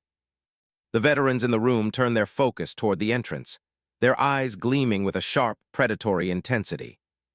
Taran looks back with a tired but steady gaze, having completely forgotten about the new arrivals amidst the chaos of the recent battle. Taran calls out to Dianel, resting a hand on the young soldier's shoulder. The kid snaps to attention immediately. Taran pulls him along, telling him it's time to move. The commander cracks a weary smile, letting Dianel know it's time to go meet their new juniors. Damian and Kyle report to the unit commander's office. Taran looks up from his desk, asking if they're the new meat that just arrived. The commander sizes them up. He notes that Kyle, at least, looks like he's got a solid, capable build. Taran narrows his eyes as he checks the registration documents. Something doesn't add up. He double-checks Damian's age. 13, the kid is barely a teenager. Damian stands firm while the commander realizes the boy is 5 years younger than their current, youngest member. He can't fathom why a child would volunteer for a suicide squad like this. Taran tosses the paper aside with a sigh. He really doesn't get what's going through kids' heads these days. Kyle tries to back him up, mentioning that Damian graduated top of his class. Taran isn't impressed. He leans forward, resting his chin on his gloved hands. Training camp is a playground compared to the hellhole they've just entered. Damian just nods, saying he already knows the score. Taran stares him down, wondering why he still showed up. The commander calls for Dianel, who immediately snaps to attention. Taran points toward the door. He tells Dianel to take the new recruits, get them settled in, and then put them to work cleaning the place. Dianel turns and heads out, giving the rookies a cold "follow me." They walk through the stone halls of the base, their boots echoing on the floor. Dianel starts explaining the rules. In Neocalites, standard military ranks are worthless. Forget about platoon leaders and titles. He lists the hierarchy. There's the unit commander and the vice commander. That's it. Seniority is purely about who has survived the longest. He kicks open the door to the barracks.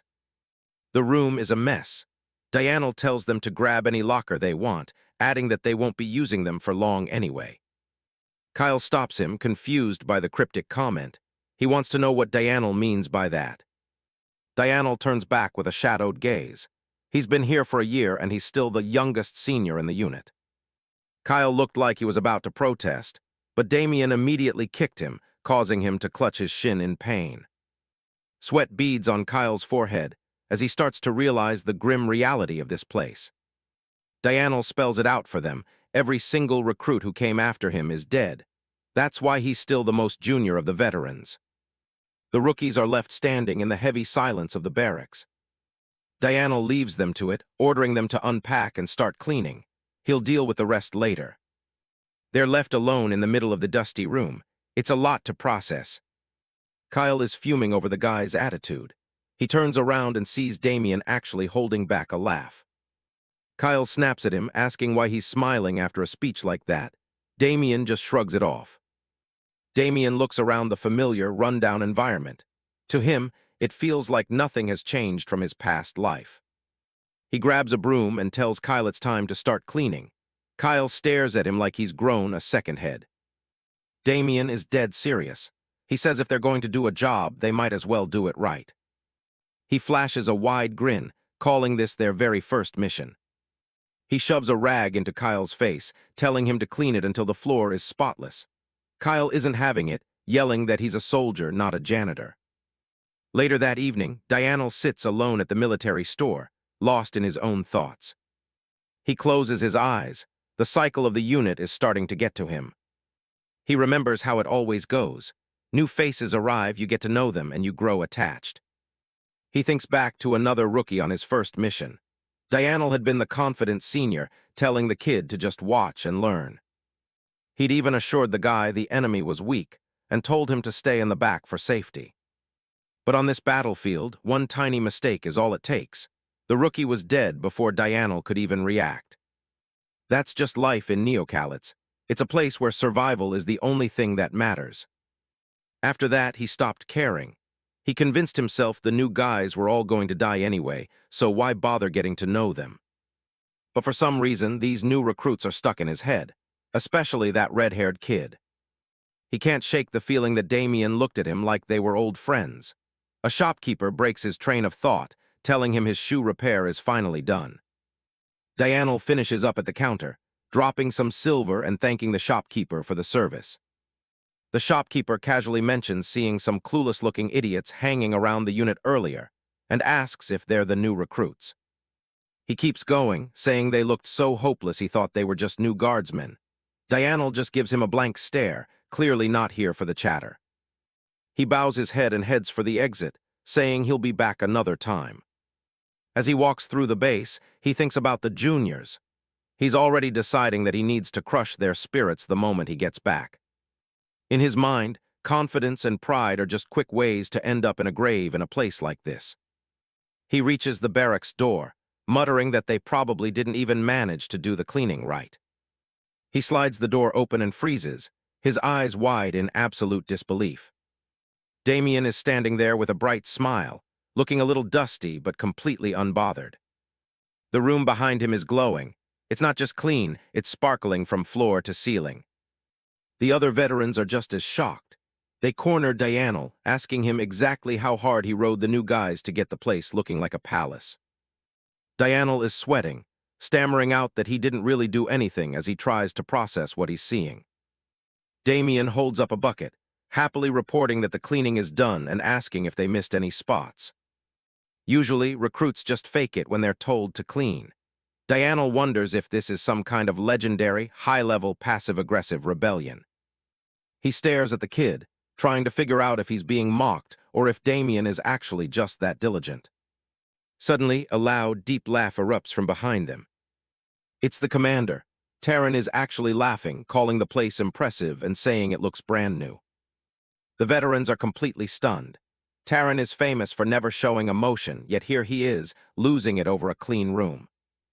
Taran calms down and signals for the two recruits to come over to him. He looks at the sparkling floor and asks if the two of them really managed to do all of this themselves. His expression turns serious. He asks why they went through so much effort when they could have just pretended to work. Damian answers without hesitation. They were simply following the instructions their senior gave them. Taran goes quiet, sizing them up. After years on the battlefield, he's learned how to gauge a person's potential at a glance. He looks at the big guy, Kyle, and thinks he could be a powerhouse with just a little bit of combat training. But when he looks at Damian, he gets nothing. He can't understand why a top graduate would choose to come to a place like this. He figures there must be a reason, but for now, he calls out for everyone to listen up. The rest of the squad turns to face him as he stands between the two newcomers. He introduces Damian and Kyle as the newest members of the unit and tells the veterans to make them feel welcome. Later that night, things finally settle down. Damian looks content, while Kyle is grinning like he's ready for anything. Damian finds himself drifting into a memory. In another life, he and Dianel were lying in their bunks when Dianel asked when the war would end. Back then, Damian's only answer was that it would end if they surrendered. Dianel didn't take the bait. He just told Damian that he wasn't allowed to die before him. Damian had brushed it off as random nonsense at the time, wondering what he'd eaten to make him say that. In the present, Damian lies in his bunk with a faint smile. He never gave an answer, but in a way, he did keep that promise. The memory turns dark. He sees Dianel again, but this time he's riddled with swords on a muddy battlefield. Damian Wright quote S eyes narrow as the tragic end of his previous comrade flashes before him. He remembers the final moments of that life, outliving Dianel just like he was told to. The weight of the memory is too much. Damian snaps awake, staring at the ceiling and cursing his own mind. He sits up, knowing there's no way he's getting back to sleep now. He decides to head out and work on his mana cultivation instead. He slips out of the barracks and makes his way into the dark woods surrounding the base. He stops when he hears the sound of a blade whistling through the air. He wonders who else would be out training in the middle of the night. He peers through the brush and sees Dianel, focused and sweating, swinging his sword with everything he's got.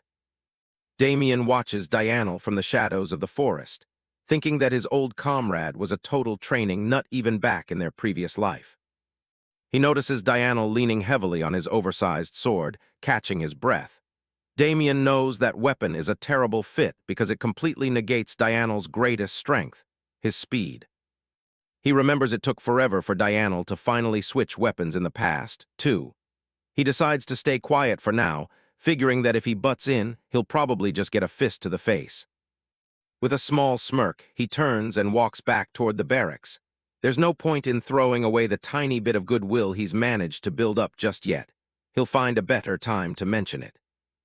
The next morning, the squad is assembled at the base of a jagged, rocky mountain range. One of the veterans groans at the sight, complaining that the place looks more miserable every time he sees it.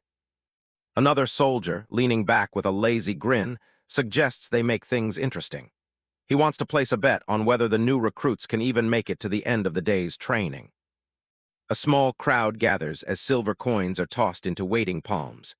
They're betting on how soon the newbies will pass out, with some putting down 20 silver on them failing before the morning drills are even over. Nearby, Kyle is fuming, his face turning a deep shade of red as he hears them talking about him like he's a piece of entertainment. Damian, however, just stares at them with a cold, analytical gaze. Damian thinks to himself that the mood in this unit is absolutely rotten. The veterans are so used to the cycle of death that they don't even see the new recruits as fellow soldiers, and nobody steps in to stop the gambling. Instead of getting angry, Damian starts walking toward the group of betting veterans. Kyle calls out after him, confused about where he's going. Damian stops right in front of the soldiers and asks if he can join in on the fun, catching them all completely off guard. The veterans erupt in surprised laughter, unable to believe the recruit they were just mocking is actually showing his face. They ask if the rookie has money to burn. Damian calmly confirms that he does, but adds that he'd like to make a few small adjustments to the terms of the bet. He flips a single gold coin into the air, the metal catching the sunlight as he catches it. He announces that he's putting down 1 gold on himself, beating everyone present and taking first place in today's training. The group goes silent for a heartbeat, eyes fixed on the gold coin in the young man's hand. One of the soldiers breaks the silence with a smirk, admitting that the kid has some serious guts. He agrees to the terms. If Damian manages to beat them all, he can take the entire pot of coins they've gathered. But he sets his own price for failure. If Damian loses, he has to spend the next month running every single errand they can think of. He tells the boy to back out now if he doesn't have the balls for it. Damian doesn't flinch, but he has one final condition he wants to add to the wager. He tells them that if he wins, he wants to be granted free time during training hours for an entire month. The soldiers start to protest, calling the request completely ridiculous. "You've got a deal," a voice booms. Taran has approached the group unnoticed, and he agrees to the rookie's terms with a stern nod. The commander then turns his attention toward Dianel, who is standing off to the side watching the exchange. With a sharp, challenging grin, Taran informs Dianel that he's part of this bet now, too. Taran taunts him, asking if he's worried about losing his pride and his money to a mere junior. Dianel lets out a frustrated sigh, looking away. He claims he isn't worried. He just doesn't like the idea of throwing money away on a result that's already obvious.